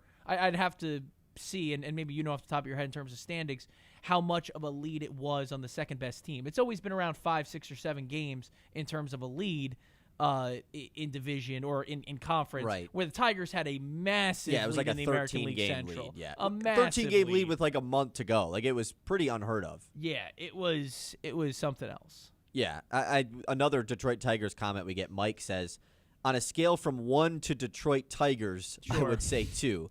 I think that's good because what happened to the Tigers last year is just like, it's the all-time blown, like, panic, oh my God. And it's also going to, like, you're never going to forget it. No matter what lead the Tigers have this year in the AL Central, I'm going to never forget that, and I'm always going to be like, here comes Cleveland. Here comes Steve and Quan. I'm just always going to be terrified of not just that team, but any lead that the Tigers have until they actually do win the Central. But I think the comparison is valid just from the preseason expectations. Like, these guys are just way better than we ever thought they were going to be, which I think is pretty fair. And so hopefully the Pistons season does not end up like what the Tigers season did, because that would be pretty unfortunate. Even though the Tigers won a playoff series. So, like, I don't know. It's against Cleveland. Against Cleveland. It'd be like if you said at the deadline that year or the All-Star game, all right, they're going to beat the team they beat in the Central. Right. I mean, and that's it. It's a disappointment. Sure. That's a good point. It's the bare minimum. It is the bare minimum. And I think the bare minimum for the Pistons this year is winning a playoff series. Correct. You lose in round 2 to the Cavs, which is probably who I would pick right now. If that ends up being the 1 versus 4, I'm going to be disappointed, but I'm also not going to be shocked because I just think that Cleveland team is better right now. Pistons are in action against Brooklyn tonight. Hopefully they can bounce back. Like I said, their schedule coming up is it's kind of a joke, and that's mainly the reason why we're having this conversation now, because really good chance that the Pistons just get on another, like, winning 7 of 9 games or something like that going forward, because they don't really play another tough team as far as a team they might see in the playoffs until, I guess Toronto we can say, but Toronto's not a real playoff threat. They go Brooklyn. They play Philly on Thursday on Prime. Philly's fine. They'll be like in that 5-6 range, maybe 7 seed in the East. Then they play Memphis, who's terrible, at Toronto, at Washington twice. So, those are going to be a combined win advantage of 70. Golden State, who's terrible, and then you play the Lakers. So, LeBron coming to LCA. That's going to be fun. 989-837-6125. We're going to take a trip around the league when we come back. This is the Ben Bosscher Show, live on 100.9 The Mid. The Ben Bosscher Show, built by Bresky Siding and Building Repair on 100.9 The Mid.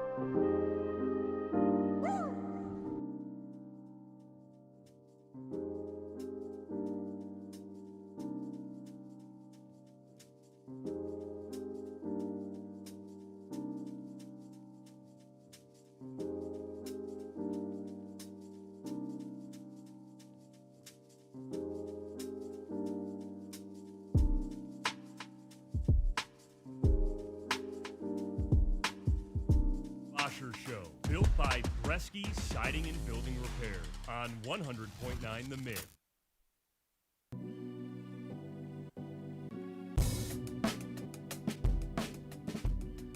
Welcome back into the Ben Bosscher Show live here on 100.9 The Mid. We're also live on YouTube and Facebook. Give us a shout there, and we can talk about some of your YouTube chats as well. NFL free agency, day one. It was yesterday. There's actually more than just the Lions that did things, surprisingly. There's 31 other teams that made moves as well. Let's take a trip around the league to figure those out. It's time to zoom out and go around the league. John, that wasn't bad. You kind of hopped into that one pretty quickly. Mid-morning catch is difficult. Around the league, I could do in my sleep. Because, again, I can put the camera on you now and then work myself in. Right, okay, yeah. The mid-morning and then you catch start is talking just, before I start talking. Yeah, the mid-morning catch is just your it's your Achilles heel, I guess. It's my least favorite segment in radio history. Okay, well, good thing we're not doing that. We are doing around the league. Let's talk about some winners and losers of day one of NFL free agency. We kind of already talked about the Mike Evans signing, but I just think this is a win for San Francisco because the Niners are a team that last year had nobody at wide receiver by the end of the season. Ricky Pearsall was injured all season long. Brandon Ayuk, what happened to that guy? Like his whole season last year with the Niners, that he wasn't even on the team. Like he was away from the team the whole year. Those teams just there's something going on with Brandon Ayuk in San Francisco, and so he wasn't there. They had Kendrick Bourne step in. Like they clearly needed another wide receiver. And Mike Evans, I mean, talk about a guy to go get. Like, I'm a huge fan of this signing. Unfortunately, he stays in the NFC, but nonetheless, I'm a fan of this. We got another winner here that I'm reading this ESPN article. Tua Tagovailoa as a winner? Heck yeah. It's one of the few stadiums he's actually good in. Right? Isn't that where he won the Natty? He took over for Hurts. That is where he won the Natty. You're right. Yeah, it's a good point. So does Atlanta just have this infatuation with left-handed quarterbacks, or what's going on there? That's what it is. They're looking for the next Michael Vick, you know? Tua and Penix are the only lefty QBs in the league, I think. I'm just kind of saying that out loud. I can't think of any other ones. Good talk show. Right, I know. It's right. I just kind of say things, and hopefully you can trust me. I think you're right. Michael Vick, yeah, like you said, it's just kind of funny. Like all of the lefty quarterbacks that you think of post Steve Young are Atlanta Falcons, which is kind of funny. So yeah, I guess Tua is a winner just for the fact of the situation is good. Like Ben had talked about all offseason, Atlanta was his favorite spot for Kyler Murray to go. And Tua is for sure at least going to be the starter there for whenever Michael Penix comes back from injury, if he ever does. And I don't even know who's better. Like, I don't even know if Michael Penix is for sure better than Tua Tagovailoa. So I guess he counts as a winner. I'll say this. When I think left-hand quarterbacks, I think Tebow, of course. But in terms of this... In the NFL, I mean, sure, I guess. I was thinking NFL. I think of Tim Tebow as a tight end. That's crazy. No, I'm joking. I think this has a better chance of working than Penix, you know? Tua has established himself at least as being a mediocre quarterback, right? Has Penix done that? Penix has all been hype. True. Like, we just look at Tua as the Tua worst has because established he's more himself injury-prone. as being a bad quarterback, not mediocre. He's certainly not mediocre. That would be a compliment. All right. At his best, he's mediocre. Like, I think they're just both injury-prone, and Tua gets more of a bad rap because, if he gets hit in the head, you're nervous, where Penix hasn't been concussion history. It's been, I guess, everything else. So yeah, but for him, I think a new landing spot is just good. That's what I was gonna say. And low expectations. It might not be a win for Atlanta. It's certainly a win for Tua, though, just to get that change of scenery. Like it has to be a help for him, nonetheless. It's just kind of funny that maybe the two most injury-prone QBs in the league, right? Penix and Tua. Like there's a good chance, at least with injury history-wise. Like Penix has an insane injury history, lower leg, and then Tua, of course, has all of the head stuff. So. Kind of tough. Another big loser, and this one makes a ton of sense, even though this technically wasn't a day one move. Joe Burrow as a loser. Max Crosby enters the division. You've got TJ Watt. You've got Myles Garrett. Just an insane group of guys to be rushing the passer of a guy who just gets sacked more than anyone in the league. Yeah, and they love feasting off Burrow. Like, the only time Cleveland plays well is when they're taking on the Browns because Garrett owns them. Poor Burrow, man. Get that offensive line and defense, and and while I'll never knock him, I know it's one of Ben's favorite pastimes. And to I don't knock get Burrow. it, man. I think Burrow's really good. He is. It's just like, all right, you're surrounded by a defense that allows 30 points per game and a bad offensive line. Like, I get all the weapons and everything, but it's just tough when both of those things are working against you. And an underrated, maybe not an underrated note, but is more prevalent now with that signing. You're going up against elite pass rushers 8 of your 17 games. Counter to the Joe Burrow Or being 6 of your, because there's only 4 teams in the division, right? Correct. Yeah, sorry about that. Counter to Joe Burrow being a loser, I think he's a winner because I think he's dating Jessica Alba. No, really? Did you see them together? No, I did not. There's a photo of them together, like a leaked photo, and then there's just a real photo that they took. I am enjoying the Jessica NFL. Alba? I'm enjoying the NFL players going after their childhood crushes. Cooper DeJean with Nikki Bella. If That's this Burrow right. and Jessica Alba stuff's true, and I don't blame them. I don't blame them. What if you can, go do it. I can't believe that. I mean, Burrow is one of those guys that you're not going to be surprised with any woman that he's with, but except for when he dated that lesbian. But when I remember that Sports Illustrated model that was do you remember that whole ordeal? Yes. And she was like at his house or whatever. I thought it was because she was at the house when his place got robbed. Yeah. I believe. Yeah. Yeah. Okay. I didn't expect things That's to what go happened. there. You can look it up. It is what happened. You're right. Yeah. Yeah. Jessica Alba though is one that I was like, oh, I did not really see that coming. She was on screen for maybe 4 seconds during the Bad Bunny halftime show. And noticed her immediately. Yeah, best Wait, part of it. Jessica Alba's here. What? Yeah. Like, and then you saw there's Cardi B. Okay. Yeah. What? Kyle and I were watching together. We both popped together. It was instantly like, whoa. Yeah. Funny to see. Another loser. C.J. Stroud is a loser, and this is more so a grand scheme Houston Texans thing. Basically just saying for a third consecutive offseason, the Texans have gone into the free agency cycle needing to improve their offensive line and pieces around Stroud, and they just haven't so far. They also don't love the Montgomery trade for them as far as giving up a pick to acquire Montgomery when there was some other free agency options. They mentioned Rico Dowdle, who goes to the Steelers. Dowdle, by the way, pretty good year last year with Cade Mays as his center. Interesting. Kenneth Gainwell was another guy that they're saying maybe Houston could have went out and get. I think Stroud is just a loser in general based off of the way he played last year. Not even talking about free agency and this and that. I think he's just a loser. I think that he just clearly has declined as a quarterback in this league. And so I don't know how much pieces you could put around him if Houston's going to be good or not.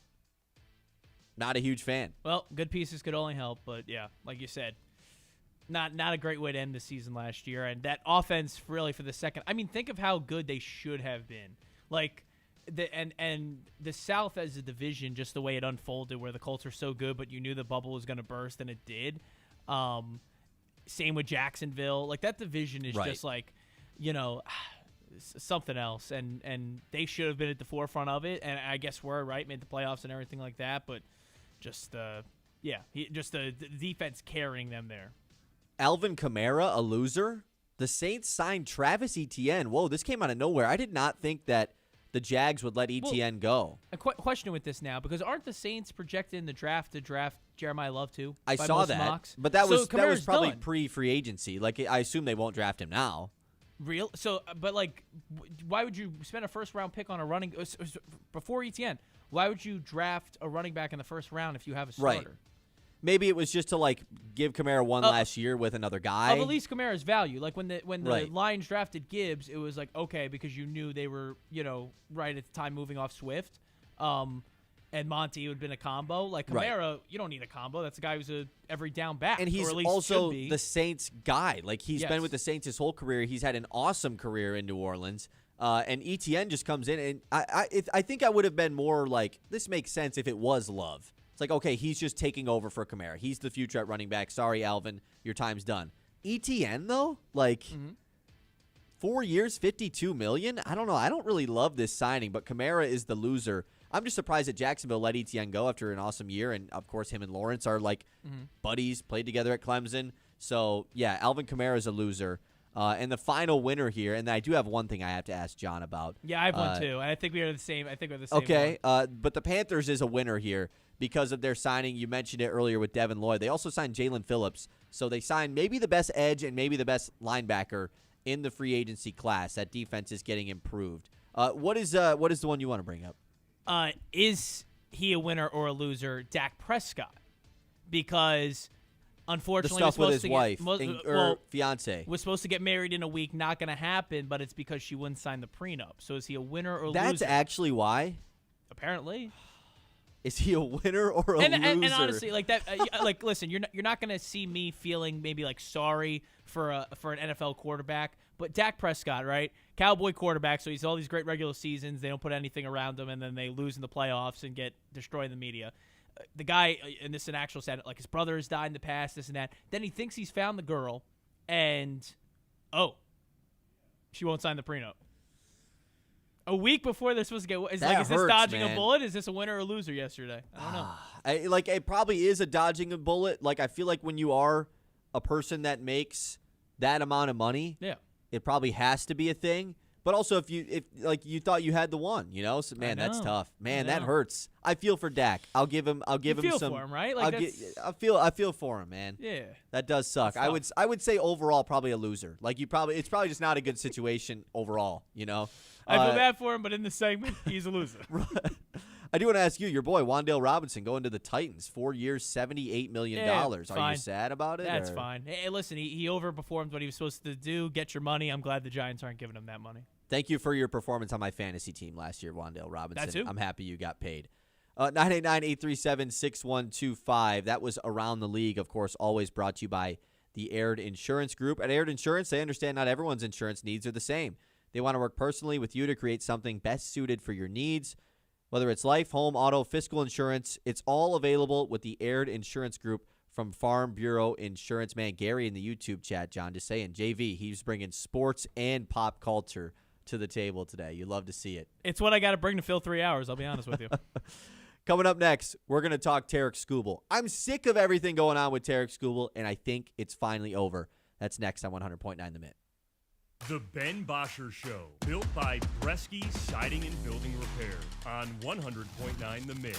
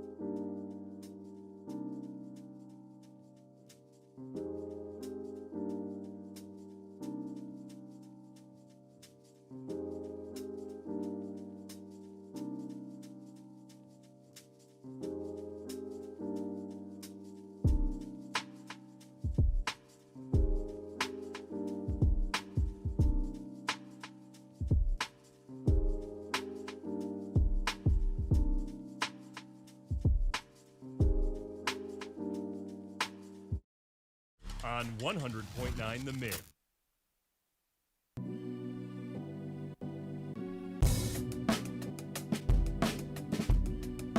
All right, so yesterday, we get a notification in the afternoon that Tarek Skubal is going to make an announcement on whether or not he's staying in the World Baseball Classic later today.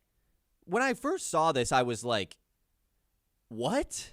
Why is he making an announcement for this? Why not just make the announcement right now if you already have your decision made? Like, why are we treating this like LeBron James' free agency decision? Just say whether you're staying on the team or not. Like, and this is kind of the whole point about this thing. It ends up coming out. He's doing what he originally was going to do. He left the team after the game against Mexico last night. Today, apparently, he's supposed to be back in Lakeland. So Tarek Skubal will not participate in the World Baseball Classic anymore. I assume he's just not going to be with the team for the rest of the time as well. Which, first of all, just stinks. Like, it was super fun to watch him pitch against Great Britain. You watched Paul Skeens last night, who just looked awesome in that game, and it's just like, man, Skeens and Skubal on the same squad. Like, that is really fun to watch those two guys go at it. And so, first of all, this just sucks from that perspective. Two, I just want this to be the end of the 2026 Tarek Skubal offseason, because this has got to be up there for one of the weirdest off seasons for a Detroit athlete we've had in quite some time. I mean, what has happened with this guy? I feel like the tide has totally shifted on the fans' perspective of him. Not that, like, they hate him, but clearly he's not 100% loved by everyone anymore. I mean, you had everything go down with his arbitration case and then this World Baseball Classic stuff, and he went on the big PR tour once again of, I'm going to go to 7 games in 3 days of every single team in the state and show that I love the city. And then this World Baseball Classic thing was just kind of the cherry on top of, like, what a weird offseason. I'm at the point now, John, where I'm just like, I don't want to hear anything Tarek Skubal. I don't even want to see his face until opening day, until he is pitching and the baseball season has started, because that's the version of Tarek Skubal I like. Not this weird, cryptic, spotlight, stardom version of Tarek Skubal that we've gotten. No, I'm all for having a camera in his house and cutting to it when United States is in the WBC final, hopefully. No, I definitely want more of this. Yeah, just something else. By the way, in terms of having Skeens and Skubal on the same roster, just get ready for the 2029 Yankees. But Knew this was coming. yeah, in terms of him, he's doing what a diva superstar does. Like, he wins 2 Cy Youngs, and baseball wants more individuality, and you get that a lot in the WBC. This is what diva superstars do. They make it about them. He has made this World Baseball Classic about him and whether he's going to play or not. And, hey, we're going to cover it too. Ken Rosenthal, Fox, did a great job in the dugout asking him, I don't know. I have to see. I have to ask Scott Boras. I don't know. You either want to or not. Exactly. And to go in, and I will say this, it's Skubal's fault, but it's also of when this WBC happens, and I think people having to re-trigger their expectations of what this tournament is. We had the morning guy, Bellino, this morning. I turn I get in my car, and he's like, WBC sucks. Hey, go kick rocks, right? But there's also a real thing to be said for the fact that the WBC is not valued to the extent for an American player like it is for, say, a Dominican player, for a Venezuelan player. It's just not. And it's not like, they rather play in the Olympics. This has been a substitute for the Olympics. And the Olympics, with baseball, it's been in and out through the last, 30 years or so. It's just a different beast because, one, and the main point, it's to start the season. This guy, in terms of Skubal, and why you should be at least happier if you're a Tigers fan, he is more. I mean, he's most worried about the money, one, but then it's winning, and then two. And then there's multiple tiers down. But do you think that, like, because it's all about the contract, it's all about the money. But he will do that while being a competitor, like, and sure. pitch. Like, this is the thing too. We have to wrap our brains around with him too, and I want this further investigated, whether it's Petzold or Benetti or somebody within the Tiger circle. Did he take himself out of that playoff game or not? Because we've talked about it for months now, and this World Baseball Classic stuff has been, I've always been out on the idea that he didn't want to, like, he pulled himself out of that game. I've always been out on that. And over the last, 3 weeks, I've started to shift. And I know it's pointless because it's so far in the past now, But, like, that's what it is, man. Yeah. This guy clearly prioritizes the contract and the money over anything, over even competing. And I thought he was Okay. the most competitive guy that we've ever seen. Like, I love watching him pitch, and that's why I'm so tired of everything that's happened with him this offseason, because he's such a joy to watch. And I've become like almost that I don't like him anymore because I haven't been able to watch him. It's all this other stuff. Yeah, like my buddies, back in New York, they're just like, yeah, he's a little annoying with this whole WBC stuff. Like, that's just kind of the takeaway they have. And in terms of competitor, because if you asked me to begin last season or even in the offseason, competitor pitcher, I think Skubal. You could throw Absolutely. Verlander in there, but he's old, he's young, Kershaw retired, whatever. The passion he shows. It's like, Skubal. yes. Now it's Skeens. And we don't get that postseason thing with him because he's a Pirate. This is a guy who is going to throw his arm off, WBC pitching restrictions included, of course. Right. Like the tournament restricts arms more than anything. 60 pitches or whatever Yeah, it is. but Yeah. he's going to give his all. You know that going in. And Livy wasn't even there. I know. He's doing it for his country. He wants to show world domination. That's a quote that he has, and that's what he wants to do. He wants to dominate his power, and this is the stage that he gets to do it, his biggest stage. And obviously it's a stage for Skubal that is negotiable because I got to make my money. And you don't fault him because guess what? In whatever contract, whether it was even the we talked about during the offseason, the litigation between the Tigers and him, he couldn't use the World Baseball Classic as an example. Right. No one cares. You care what you do in the confines of Major League Baseball. I think your point about saying he's doing what a diva superstar does is just kind of the whole point of this. Like, That's what he is. he is now a diva superstar, and I never considered him to be like that. I don't think anyone did. But what's the biggest story of the World Baseball Classic? Oh, it's not that Team Italy's 3-0. It's not that Aaron Judge hit another home run. It's the Tarek Skubal stuff. And once again, he's making all this about himself, and I just think that it's gotten a little bit sketchy. I think there's a little bit more to get into here. Let's dive back into this to kick off the 11 o'clock hour, and then, of course, we will talk about the rest of Lions free agency. Big Ten awards are going to be announced after the show today, so we're going to do a little bit of a prediction. Do I think Lendenberg can win Player of the Year and Defensive Player of the Year?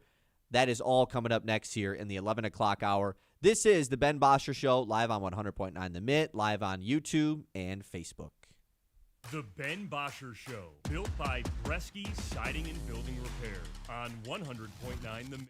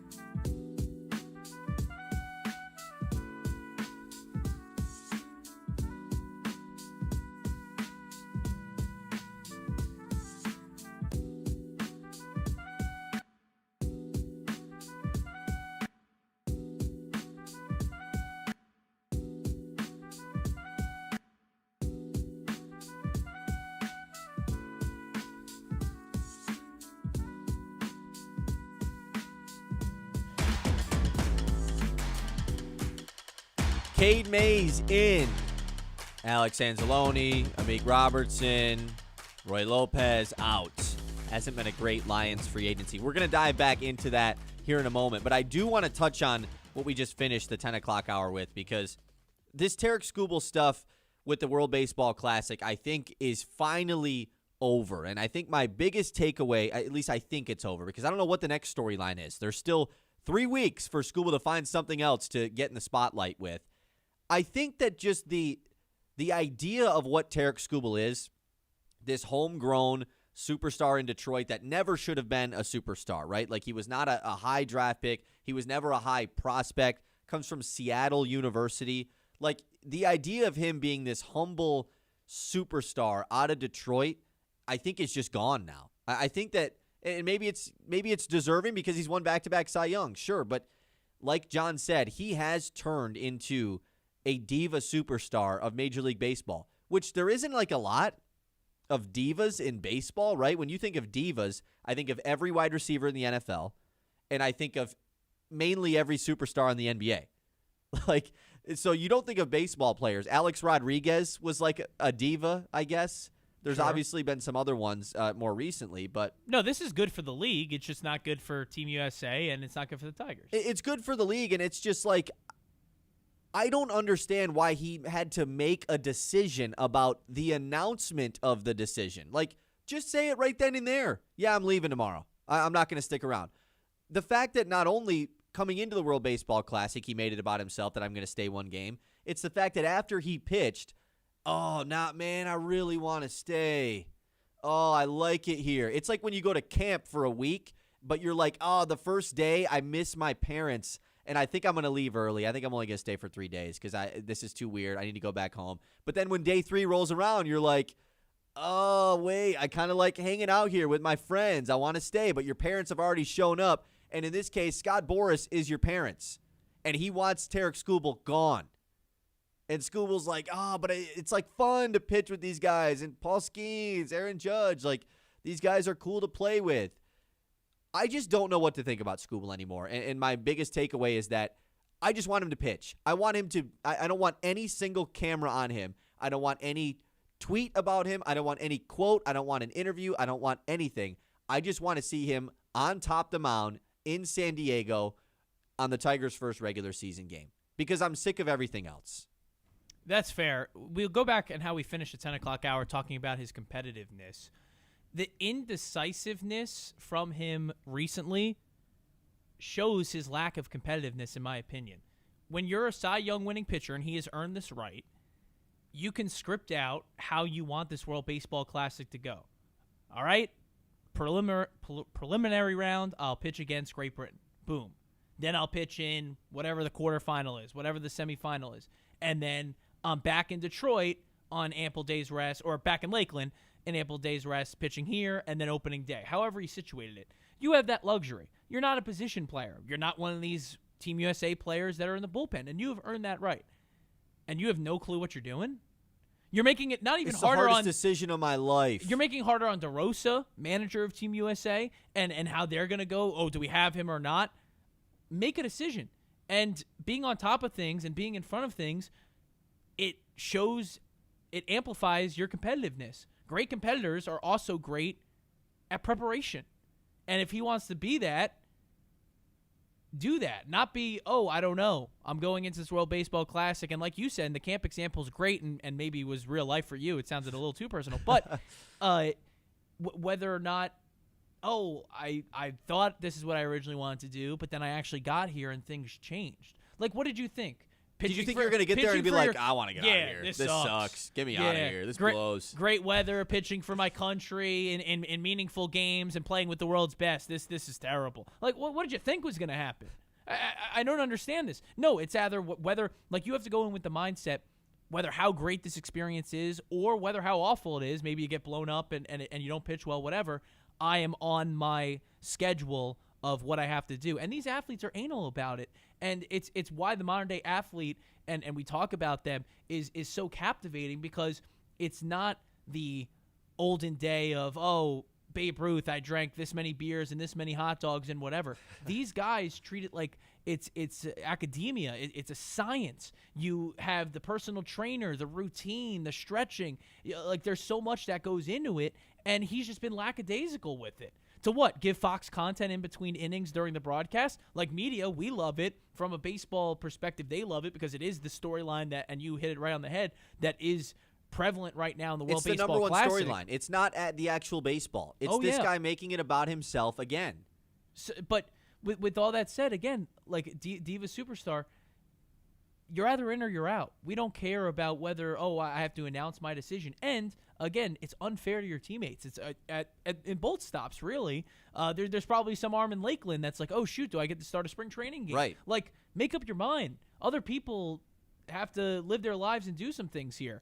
And he doesn't care. But all that said, I wish he was pitching for Team USA. Right, that's the part that sucks about this, because I love the guy. He's so fun to watch pitch, and he would, of course, help the team. And, like, we're sitting here talking about the Dominican Republic. Every show that you watch that's talking about the World Baseball Classic is talking about the Dominican Republic's lineup. It's insane. They have so many elite players, and it's like, it'd be sure nice if you had this, I don't know, back-to-back Cy Young winner to pitch against them. Like, it's frustrating, and I think you hit it on the head with the DeRosa stuff. Like, every other person that they've asked about Skubal, by the way, I hate the quotes, because the guy is an upcoming free agent. Everyone has to be nice to him. Everyone has to say, I respect his decision because, he's got a lot going on, and we just love to have him here. He's such an elite competitor. He's so good at his craft. He cares so much. I'm just so happy that he even took the time to spend. He's the only guy that's doing this. Like, is Paul Skeens doing this? Is Nolan McLean doing this? Is Logan Webb doing this? All these other starting pitchers, they're here. It's just Skubal. Like, that's the part that we're acting like this is he has to go back to Lakeland. He has to pitch for the Tigers. That's a team he plays for. None of those other guys are doing that. Like, it's all because of the contract. And you even talk about he made the storyline of the World Baseball Classic. The Tigers signed Justin Verlander this offseason. Like, a legend, if not one of the biggest legends in franchise history, is coming back to Detroit. What an awesome story. Yet, what's the biggest storyline of the Tigers free agency? It's Tarek Skubal, arbitration. Is he going to come back? Are they going to come to an agreement? Blah, blah, blah. Like, everything's about him, and it's starting to get really annoying, and I'm not going to say, like, I want him gone because I don't want to deal with it anymore. Of course I'm not saying that. He's the best pitcher on the planet, and that's why you want him on the World Baseball Classic team. That's why you want him to sign long-term with the Tigers. But, like, every day that goes by, I'm just like, I can't stand him anymore. It's awesome. It's great. This is your Diva Superstar. You get him in Detroit, too. Man, they're not just New York or LA market. It's great. Because Cade isn't a diva, right? He's the only NBA superstar that's not a diva, so, like, in return, your major league city superstar is now going to be a diva. It's a trade-off. It's what happens. And, hey, from his perspective, well, if you don't want me to be a diva, give me all my money that I'm deserving, and we'll get in other markets. And the Tigers said, we're going to kick that can down the road a bit. Yeah. So now, now it's getting into the March and the World Baseball Classic. Like, it's going to be a story. Like, this is the best part, though. You're saying go away. This is going to be the storyline after every start. Anytime the Tigers are on national television, like this is what will be, unless the Tigers have that insane start and are the best team again at the All-Star break. The storyline for the Tigers this season, from a baseball perspective, will be Skubal. Oh, he pitched great. Oh, where will he go to deadline? He pitched great. Oh, is he going this offseason? Gary just tossed on our YouTube chat. He said John Smoltz on the broadcast last night said the Tigers only have Skubal for one more year. Like, there you go. Dude wasn't even pitching in the game. You know? Like, it's that big of a story. My last thing I'll hit on this, and then we'll quickly touch on some Lions stuff, is that it's clearly Scott Boras that doesn't want him to be there because of the contract situation, and Skubal wants to be there, whatever. One, like John said, if he wants to pitch, he wants to be on the team, he would. Like, he just would. So, clearly he doesn't want to enough. And two, is Scott Boras only represent Tarek Skubal? Like, Scott Boras represents so many major league players. Like, let's not act like he's Tarek Skubal's guy and no one else. So, to me, it's just, this is more of a Skubal thing than I think some people are willing to admit. RP says this is the you look at me with Tarek Skubal. It is. He makes everything about himself, and it's frustrating. I want to quickly dive back into Lions free agency. We haven't gotten anything throughout the show, so there's not like a ton to update you on. But I just do want to give my final takeaways on the Cade Mays signing, and I just do think overall it's a good deal. Because the fact that other center options, Tyler Linderbaum signed a 3-year, $81 million contract, $60 million guaranteed.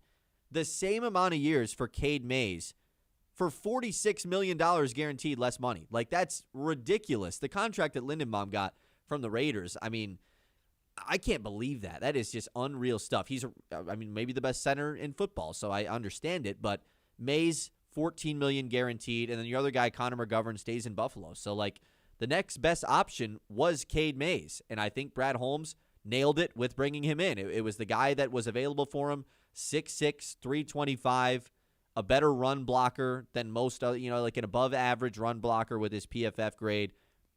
You saw Rico Dowdle last year, once he fully took over that backfield, became an insanely good rusher. I mean, Cade Mays has got to have something to do with that. I saw a huge pancake block that he had on a clip from a Dowdle big run last year. Kind of got me like a little bit amped up. That was fun to watch.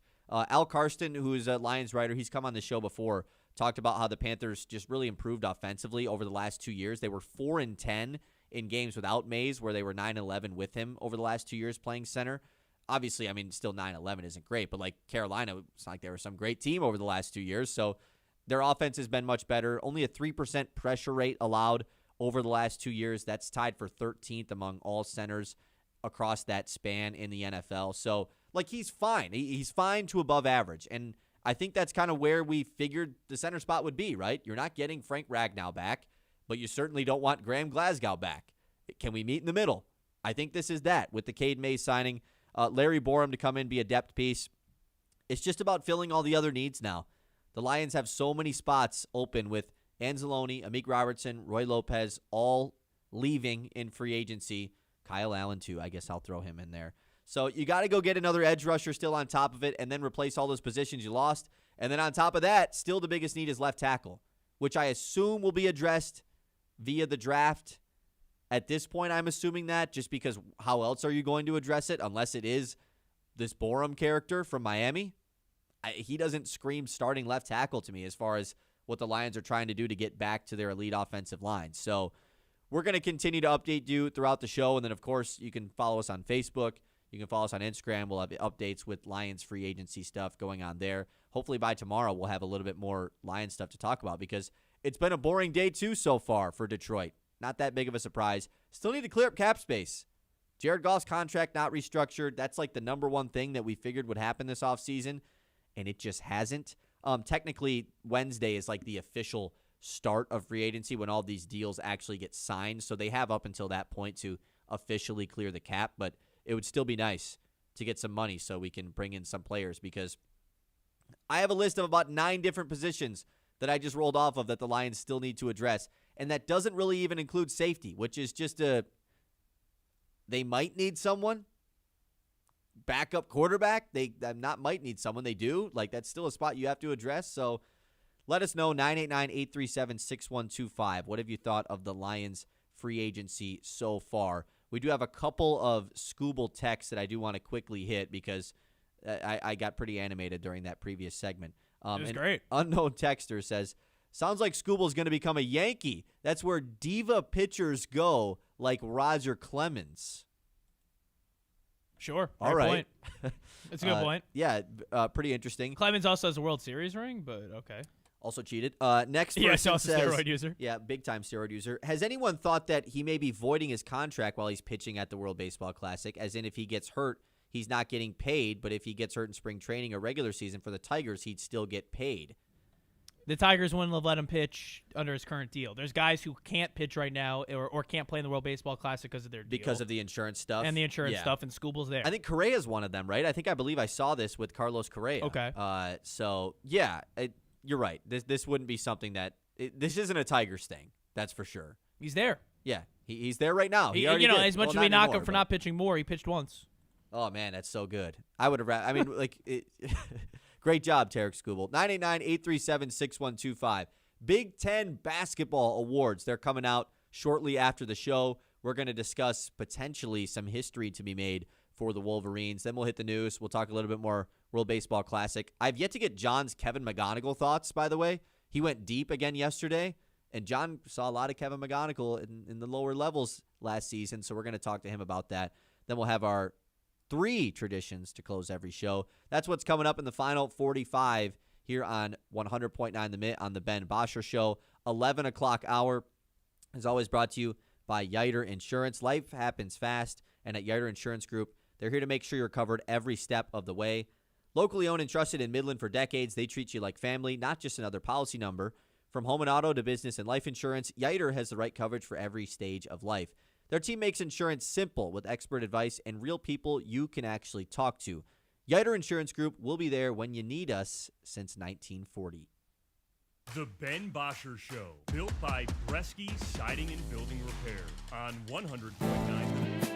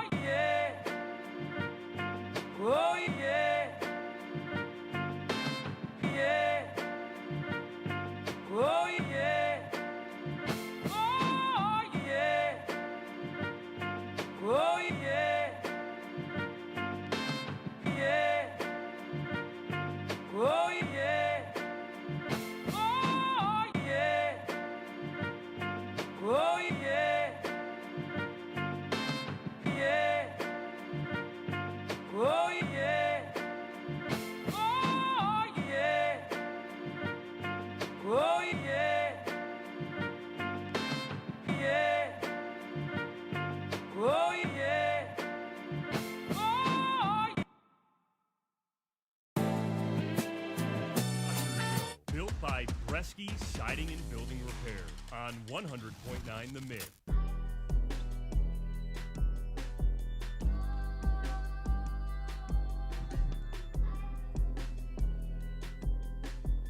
All right, welcome back into the Ben Bosscher Show. Without Ben Bosscher, you'll be stuck with me the rest of the week, as well as John Vicari. Maybe a little mixture of Brad Tunney as well. We'll see if he wants to come on the show and talk about anything. I'm not committing to all 4 days at this point. I'm thinking it's going to be John Vicari, though, most of the way if I had to make a prediction. What do I have to do for Brad to take a day off? I don't know. As I say that, coming off a 4-day weekend, because my flight got delayed. My flight got canceled. Maybe call like a few high school games. Maybe that's the requirement. Maybe a couple. We'll see. John will be calling the Freeland boys quarterfinal game tonight on the Mid if you want to listen to that. It's going to be a lot of John this week on the Mid, so be prepared. It always is, though, but yeah. Tough time of the year. Speaking of time of the year, the time of the year where the Big Ten regular season has ended. Big Ten tournament starts this week. I'm super excited to talk about it. I'm going to be there for the semifinal games on Saturday, and I'm pumped for it. One year, John, I forgot to tell you about this. This would have been my sophomore year of college, junior year of college. I don't know. It's all blur. My spring break was just going to the Big Ten tournament. That's how much of a ball enjoyer I am. It was before I'd even ever gone on like a friend's Florida-ish type trip, just like a friend's tropical destination trip. Nah, me and my homies, we went to the Big Ten tournament in Indianapolis. Couldn't even drink yet. I was like 20. Literally just went there to watch ball. We went to every single game. It was pretty awesome, and so that's why I'm excited for the tournament this week. Well, I mean, think about it. Would you rather see beautiful women in a tropical location or Tyson Walker play basketball? And you chose Tyson Walker. Yeah, it was pretty tough. I did get to see Jordan Bohannon of Iowa, though, hit a half-court buzzer beater, so that was pretty cool. Anyways, that was Jaden Ivey in Purdue winning that tournament as well. Shout out to Jaden Ivey, right, I guess. Yeah, he's what, the Bulls' 15th option? Yeah, I think so. So today is when the Big Ten awards are going to be announced. We're getting the awards announced for a lot of these different conferences right now across all of college basketball. And the Big Ten awards are being announced today. And I saw an article essentially talking about Yaxel Lendenberg's possibility of not just winning Player of the Year in the conference, because I think that is all but a guarantee at this point. I think he's just for sure locked into winning that, especially after what he did to Michigan State on Sunday, picking up that win as well. Could he win the Defensive Player of the Year as well? Coming into the season, he already had done this. He had won the Player of the Year and the Defensive Player of the Year in the American Conference, was the back-to-back depoy in the American. And I still think he is the best defensive player on Michigan. And nonetheless, Michigan will get the Defensive Player of the Year. It's just, is it going to be Yaxel Lendenberg or is it going to be Ade Mara, who, of course, protects the rim better than probably anyone, maybe in the country, like just with his size. I mean, 7'4", he's ridiculous. He blocks everything. He really changes what you do offensively. I mean, you even noticed it in that game yesterday between Michigan and Michigan State, or Sunday. When he was out of the game, MSU's offense just, boom, like it picked right back up. It was Kohler and Cooper inside scoring. Mara comes back in. It's way tougher. And so I think he is going to be the Defensive Player of the Year, but Yaxel Lendenberg, if so, he'd be the 5th player to ever win Big Ten Player of the Year and Defensive Player of the Year in the same season. Last guy to do it was Jawan Johnson of Purdue in 2011. Like, it has been quite some time since a guy did this. And it kind of correlates to the conversation Ben and I had yesterday of just like, where do you put Yaxel Lendenberg in the grand scheme history of Michigan basketball? It's such an odd player compared to all these other guys. He's going to be the 6th Michigan player to ever win Player of the Year. The first time since Burke and Stauskas went back-to-back. Like, it's been some time in the early 2000s there since Michigan has had a guy. But there's a connection to those guys because of their longevity with the program. I mean, Glenn Rice, is another one of guys that has won the Player of the Year for Michigan, of course, like an all-time legend. Yax is here for 1 year and is going to win the Player of the Year, might win the depoy as well. If not, he's going to be the runner-up with his teammate Mara winning it. It's tough for me to judge, like, where is he all-time Michigan-wise as far as, like, being a Michigan player, because he's only here for 1 year but has made such a huge impact, and Michigan has the opportunity to win the national title. Like, how do you even compare that to a guy like Trey Burke or Nick Stauskas or Glenn Rice? Well, this is the fun of it now. Every program is Kentucky. Every college program, his best players are the guys that are going to be here for 1 year going forward. And it's how much you celebrate your history. Except this time they're not 18, they're 23. There you go. And that's what it is. And that always should sway into it, but doesn't, right? Like whether these guys are actually college age or not. But it's a new world. Like, I just make the example for the team I'm a fan of is St. John's. Oh, Zubi Ejiofor. And like during a UConn game, the first one, the regular season, the broadcast is talking about retiring his number.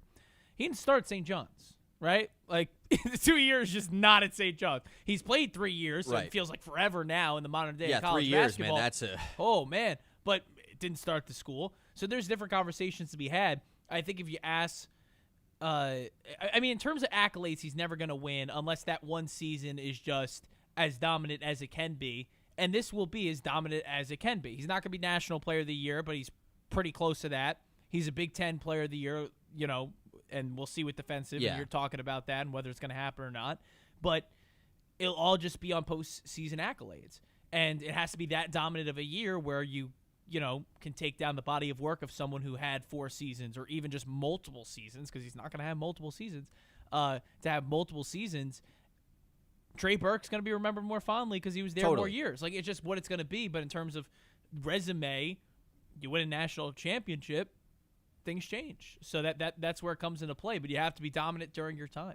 It's a conversation too. Like a guy like Christian Laettner against all right, Anthony Davis, like someone who won a freshman, best player in the country, national champion, boom, and was one of the best true freshmen we've seen ever. Yeah. And then all right, a guy who played 4 years and won titles, like who was more dominant during their time. Comparing Duke and Kentucky, of course. No, of course, but like, I get what you're saying. Do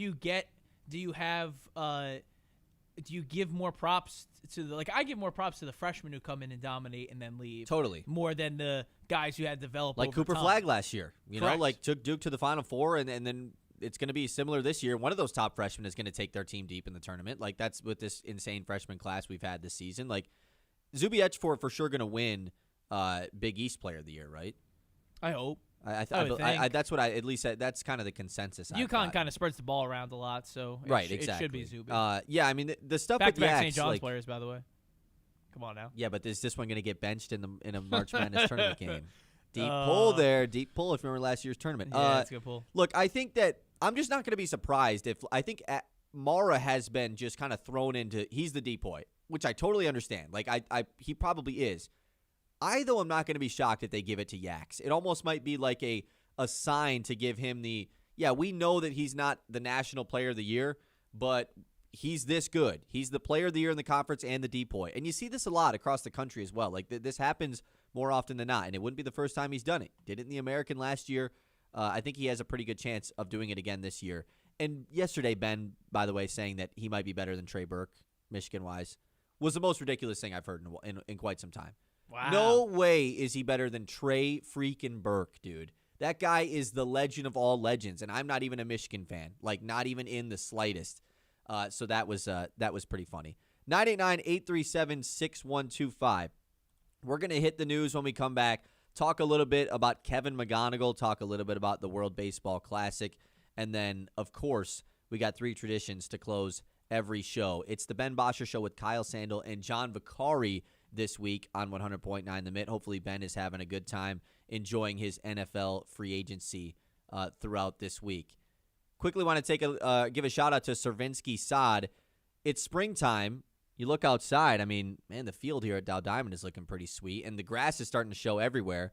Well, your dream lawn this spring, Cervinsky Sod, can roll that out. Locally grown, top-quality sod that turns patchy yards into backyard showstoppers, and they've been doing it for over 50 years. They're experts, whether you're fixing a rough spot or redoing the whole yard. Cervinsky delivers lush green perfection. Fast, friendly, and farm fresh because your grass should be greener right now. Don't settle for meh. Increase the value of your home. Get the lawn your neighbors will envy with Cervinsky Sod. The Ben Bosscher Show, built by Bresky Siding and Building Repair on 100.9 The Mitt.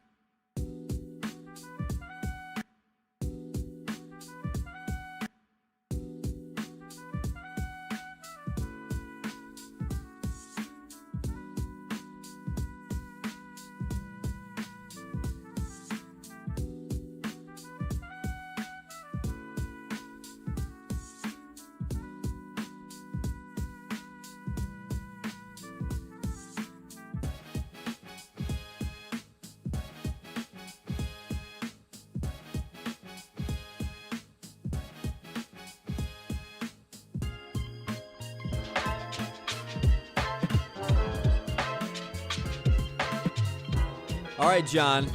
It's time for take 2. Take 1 didn't go so great, so this is your redo attempt here. Let's hit the mid-morning catch. The Mint's Morning Catch. I can't find it again. I can't find it. No, I'm going to hit the sounder on time. It's finding the right graphic. Look, I can hit the sounder all day, you know what I'm saying? But I can't find the graphic ever. Our radio audience, though, like, they think I can win a Marconi. They're like, wow, this guy's amazing. Wow, the producer there, he's so on top of it. The YouTube audience is like, what segment are these guys even doing right now? Let's hit the news while John finds the graphic. We're going to talk a good amount about McGonigal here because we haven't talked about McGonigal with John. And, John, you broadcasted a good amount of his games last year, of course, when the Loons took on the Whitecaps. And, I mean, you and I have talked off camera about this. We did this last year. Like, an insanely impressive hitter for the level. Like, no doubt about it. And he has basically been the Tigers' best hitter in spring training. And when I say the Tigers, I don't mean of the prospects. I don't mean of the guys in the minor leagues. I mean of the Tigers. He's just been their best hitter in spring training. He goes deep again today. I mean, he should for sure be on the opening day roster, right? Yeah, and, you know, you guys have talked about it, and whether it's like, a sad state of affairs. The Tigers are a team, an organization that builds through their prospects. And luckily for them, they have one of the best prospect pools, even in what right now is considered top-heavy because some of their middle guys kind of haven't panned out last year. Some injuries, too. Right. But still considered top 5 by most publications in terms of system. And last year were 1A, 1B, 1C, depending on who you asked. It's kind of Milwaukee, the Dodgers, and the Tigers. And he is the starlight of it. And he's only produced everywhere he's gone. Right. Right? Oh, he doesn't have the power. Look at his build. No, he has the power. Right, he's shown that. He keeps hitting homers, and they're hard hit homers. You guys mentioned the stat. Maybe it was his second to last one. Only 5 homers last year were hard as hit as Kevin McGonigal's. Yeah, so like for the Tigers. Yeah, like he's putting up great numbers, and yeah, it's spring training. Yeah, this and that. And he's not going to be the top guy on the team, but yeah, he's probably ready to go. And I understand from the contract and the player, just to use, just to have the leverage with MLB contracts, keeping him in for AAA, keeping him at AAA for a couple weeks, leveraging it like that. I get it from an org standpoint, but it would make the Tigers worse. It would not make them better if he's held in AAA for the first couple of weeks of April. He's ready to go, and he should be embraced, And if you want to say, it's sad that he's going to be probably one of the better players in the Tigers, it's how they build. All their guys are homegrown, and this is the guy that they took really early in the draft, right? In terms of he was that him. compensatory pick or the competitive balance round pick A. So yeah. So like that's how it is, and that's what he's done in terms of the early stretches of spring training. Pizza Man not happy with you in the YouTube I know. chat, Pizza Man, you gotta cut him some You know slack. what I'll say You about gotta Pizza cut him Man? some You slack. know what I'll say about Pizza Man? He couldn't do this. Pizza Man would fumble. We should have a giveaway where someone gets to produce the show. Pizza Man would crack. I just knowing Pizza Man. He's calling you out. He's giving it back. Okay. He would crack. But yeah, like the McGonigal stuff, I mean, just it's been so fun to follow him throughout this offseason and spring training. And I've just never been – I was always on the boat of like – the Tigers' biggest ad of free agency is not going and trading for someone. It's not making a signing. It's Kevin McGonigal, and I've never been more confident in a prospect. I wasn't even big like when Torkelson and Riley Green were shooting up. It was more so of a hopeful thing, just because the Tigers stunk, and it was like, hopefully one of these guys can be a star. McGonigal is just like, I just feel so confident that he is going to be a star from a production standpoint. Like, I totally am all in on this guy. Yeah, and he fills a need. And like anything, there's going to be rookie, bumps and ebbs and flows with it. But, yeah, like he's ready to go now. He's proven where he should be on the opening day roster, and he should be. Let's talk about the rest of the World Baseball Classic because today, you mentioned it, Team USA versus Italy. Or not today, that's tonight at 9 p.m. Yeah, nice and early. Pool play is about wrapped up. Japan ends up going 4-0. They finished this morning. I don't know about you. I'm not trying to, call out your daily routine here. Sure. But when I've waken up during the week and it's just Japan's just playing at 6:30 in the morning, it kind of rocks. It's awesome. It's just cool to toss it on the TV. It doesn't help that they've just blown out every team that they've played so far. But Japan goes 4-0. Puerto Rico is 3-0, and they play Team Canada tonight, so they have a chance to go 4-0 as well. But I'm pretty pumped up for this U.S.-Italy game. You should Nolan be. McLean on the mound. You should be. Oh, okay. I thought it was to be determined. So I thought at least it was supposed to be Nolan McLean. okay. We'll It's see. TBD right now at MLB.com, Oh, okay. but you might be right. Yeah, like this is such a fun tournament, and I love it's in March. You know, you're gonna have the March Madness and games through the day. You get that with the World Baseball Classic, and yeah, it's pool games, whatever, but it's a lot of fun, and also too just the venues. They do such a good job of Totally. of putting this in places where people are gonna care. I mean, look at the game last night. Yeah, I feel like there was definitely more Team Mexico fans there than Yeah. Team U.S. It's like in- it was awesome. it's in in- Houston, yeah, it's- yeah. close enough. like and the other ones in Miami. Then you're putting in Puerto Rico. Then okay, yeah, in Japan. Like they do a great job of putting those venues there, and honestly not changing them. Like people are like, oh, the World Baseball Classic should get a Northeast host or a Midwest host. No, Why? Like, Yeah. That's not the Southern, point. Like it's putting them in the best weather possible, and obviously I know with the Astros venue indoors, but also putting it close where everyone can watch it. The World Baseball Classic. So it's been so much fun, and every year there's a team that kind of sneaks up on you, and that's kind of been Italy in terms of being really sneaky, undefeated, and what's also fun. And me and my dad did this through looking at the rosters. How these rosters are, the composition of them. A lot of these teams just have all American-born players. Right. At least in the case of Italy, like you can go tonight and it'll be fun. And I'm sure Joe Davis. How is Austin Wells on? on Team Dominican Republic? Like, I meant Well, to ask you about this. I meant to Wells? ask you. He's Yeah, their I- catcher. yeah, I'd have to look into that. I thought The he was Yankees American. catcher is Yeah. on Team DR? Yeah, Like, what? I'd have to look into that because again, usually like Venezuela, Dominican Republic, Puerto Rico, they do a good like where most of their roster was born there too. I know Puerto Rico is technically the U.S. now, so it's a little different, but at least with Venezuela, DR, countries like that, with Israel, with Italy, with Great Britain, most of these guys are Do American. you know Jake Geloff is on Team Israel? Yeah, I found that out yesterday. Yeah. Me and Ben did, and we were like, what? yeah, and Antonio Knowles, a former Loon. There's former Loons throughout this thing. That's awesome. Because remember too, and it's the fun part about it, like especially for a team like Cuba, it'll be their MLB players, and then there's these kind of like guys who just play in the Cuban National League who are like legends that aren't going to be taken off the team until they're like too old, and some would argue they are too old, and they're just playing. And some guys are like 40, some like with Mexican League players. So you're having that, and then a mix of just minor league guys who might be able to do something for you. So. It's just such a fun tournament. But yeah, I mean, in terms of what the U.S. has done, beating all comers, and it's just going to get more exciting throughout because, if you were intrigued by that Mexico game and it was intriguing, Yeah. it's going to, DR, Puerto Rico, Cuba, and don't count out the Italians either. And then, of course, the behemoth that is Japan that's coming. The later on. finals in Miami, right?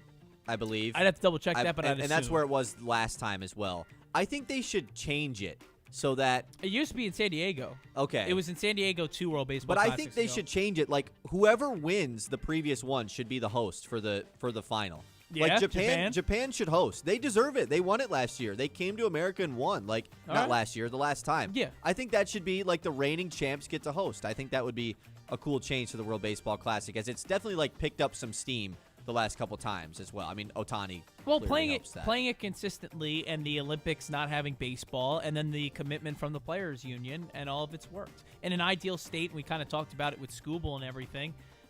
It's maybe in the middle of the season or to end the Right. season, just so they don't have to get their arms ready faster. But those are why those pitching restrictions are in place. It's not because we don't want starters going deep and we're all into bullpens. It's because their arms aren't ready yet, so they can give you a fresh 60, but we don't want to push them beyond that.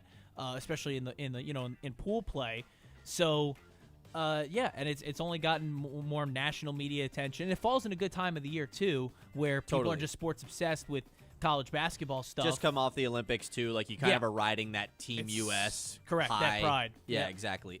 which has been great.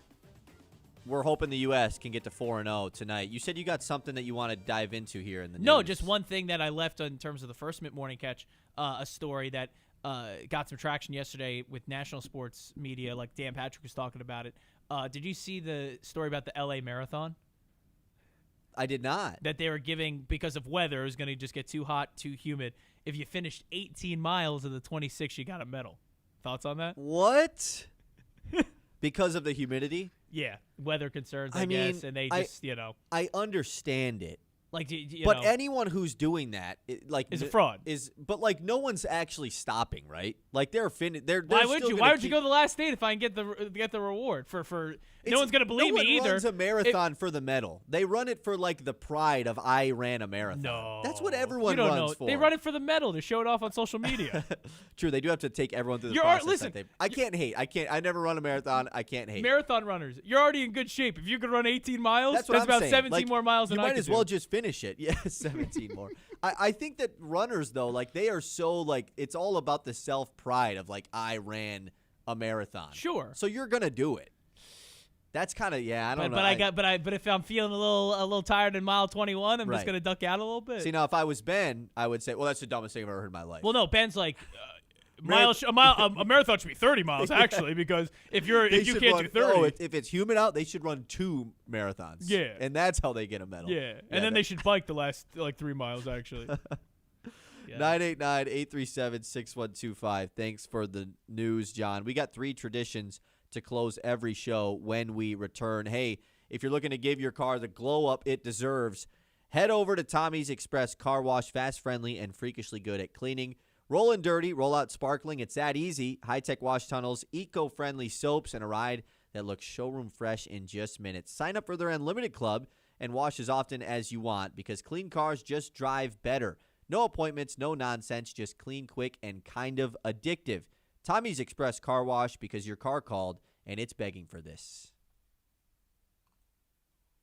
The Ben Bosscher Show, built by Bresky Siding and Building Repair on 100.9 The Mix.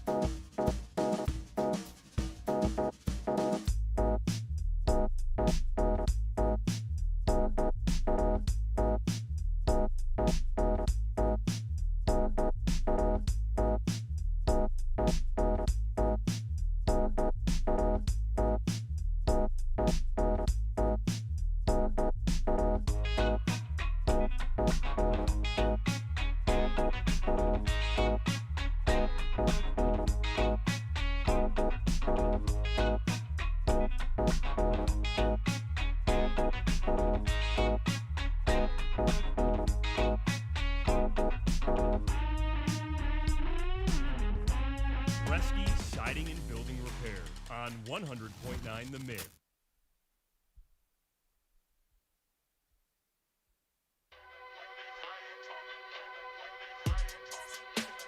Oh, John, they got to you in the YouTube chat. I was so close, and then I forgot to rejoin. They got to you in the YouTube chat, man. A proper fade out in the next segment, please, RP. Yeah, he just didn't listen to that one. I went, what, 0 for 12 today? It sounds like Kevin Herter numbers. Okay, we got 3 traditions to close every show. Tough pick today for the game of the day. Before we do the game of the day, though, we have to give you the lock of the day. Lock of the day. You better lock it up. No, you lock it up. Lock it up. Lock it up. Lock it up. Good catch from Michael there. Background music still going, John. Please fix it now. For the lock of the day today. Michael's low-key lying. Oh, really? No. Okay, so shout out to John. He figured it out. Lock of the day today. The Pistons are Or is playing. massively behind on this stream. That could be it too. Pistons Nets is going on today, and I've been complaining about the Pistons all day. And they're playing a really bad team, and they're on the road in Brooklyn. They blew a crazy lead against the Nets this weekend on Saturday. They've lost 4 games in a row. To me, this screams like major blowout coming today. And it makes sense, right? I complained all day today. The Pistons are coming out and do awesome. So it's a huge spread. It's 15 points on the road. I don't really care. I think I would take this anything up to 20 because I think the Pistons win by 20. So I'm going to take the Pistons minus 15. I think that's, minus 110 odds on that, John. So that's what the graphic says. Yeah, right. Not bad value there. Of course, 15 points is pretty tough. These aren't going to go to Ben's stats, by the way, just because it feels a little bit wrong to – if I do bad, then it's like I feel bad. If I do good, it's like I did that. You didn't do that, you know? So either way, this is just going to be kind of the lock of the day, my stats for now, and we'll get back to John's stats or to Ben's stats here next. But, yeah, that's your lock of the day, Pistons minus 15. You got to create a your own spreadsheet. Lock of the day. You better lock it up. No, you lock it up. Lock it up. Lock it up. Lock it up. I do have my own spreadsheet. It's just a separate section on the same spreadsheet of your locks. Of my locks. And I haven't. I don't have one of 20. I don't have one of 2026 yet though, because I haven't filled in. But all the times I did in 2025, I have all those written down. Adam, by the way, texting in 989-837-6125. He says the tradition of guessing Collins Open. You can cut that. How come? I love guessing Collins Open. I think it's like my favorite part of the show. I don't know if that's like a bit or maybe because Ben's not here, but I don't know. Before we do that tradition, though, we got to hit the game of the day. Oh, that's a sounder now? Next to lock of the day. Game of the day. See, that was quick enough, John. I didn't even prep you on that. You had to point out where it was. It's right next to lock of the day, so it works out. Wow. Game of the day today. Okay, we got some good options. Pistons, Nets, no, not that. I'm not even looking at the NBA. We talked about that Horizon League final, man. It's right there. Detroit Mercy versus Wright State. Wright State, Miami, Ohio's best non-conference win of this season, by the way. I'm not going there either. There also is the West Coast Conference final today, Gonzaga, Santa Clara. Like, that actually is probably the best college basketball game of the day. But I got to go back to baseball. Oh. United States versus Italy at 9 p.m. Fox Sports 1. Like you said, 9 p.m., kind of a good time for us tonight because of the high school game. So, like, should be able to watch most of this as well. The Freeland boys game, kind of close for lock of the day. That's a game of the day, but yeah, it's up there. But I am going to take the United States versus Italy in the World Baseball Classic. 2 undefeated teams so far as the game of the day. Yeah, that's good. I mean, like the WCC might be the best college in terms of quality. Right. I like games that the winners go into the tourney, the losers done. And you got that Freeland Ludington. You got that in Detroit Mercy and Wright State too. That's in a the good Horizon point. League. Like that ain't a 2-conference bid. And then high school, it's to the Breslin or not. So do I get a choice here, or is yours just a game? No, you can pick one. Why not? Is that how it goes, or no? No, I mean, just go ahead, take it. You either say like, yeah, that's the game of the day, or like, no, I'd rather have this. You know, like. Yeah, I'd rather have Freeland Ludington, to be honest with you. You know, so that's what I'm gonna do. Okay, we got a couple conference tournaments starting today too. By the way, the Big 12 conference tournament and the ACC both kicking off today, and the Big 10 actually. The teams that finished 15 through 18 in the Big 10 this season, they play tonight, which is pretty hilarious. But anyways, that's the game of the day. Oh, you want the sounder again now? It's pretty good. See, like, sometimes I just spam the first part to hear the because I just love that part so much. Right? It's pretty good. Okay, we have innovation. What a chaotic show this is to kick off a week with no Ben.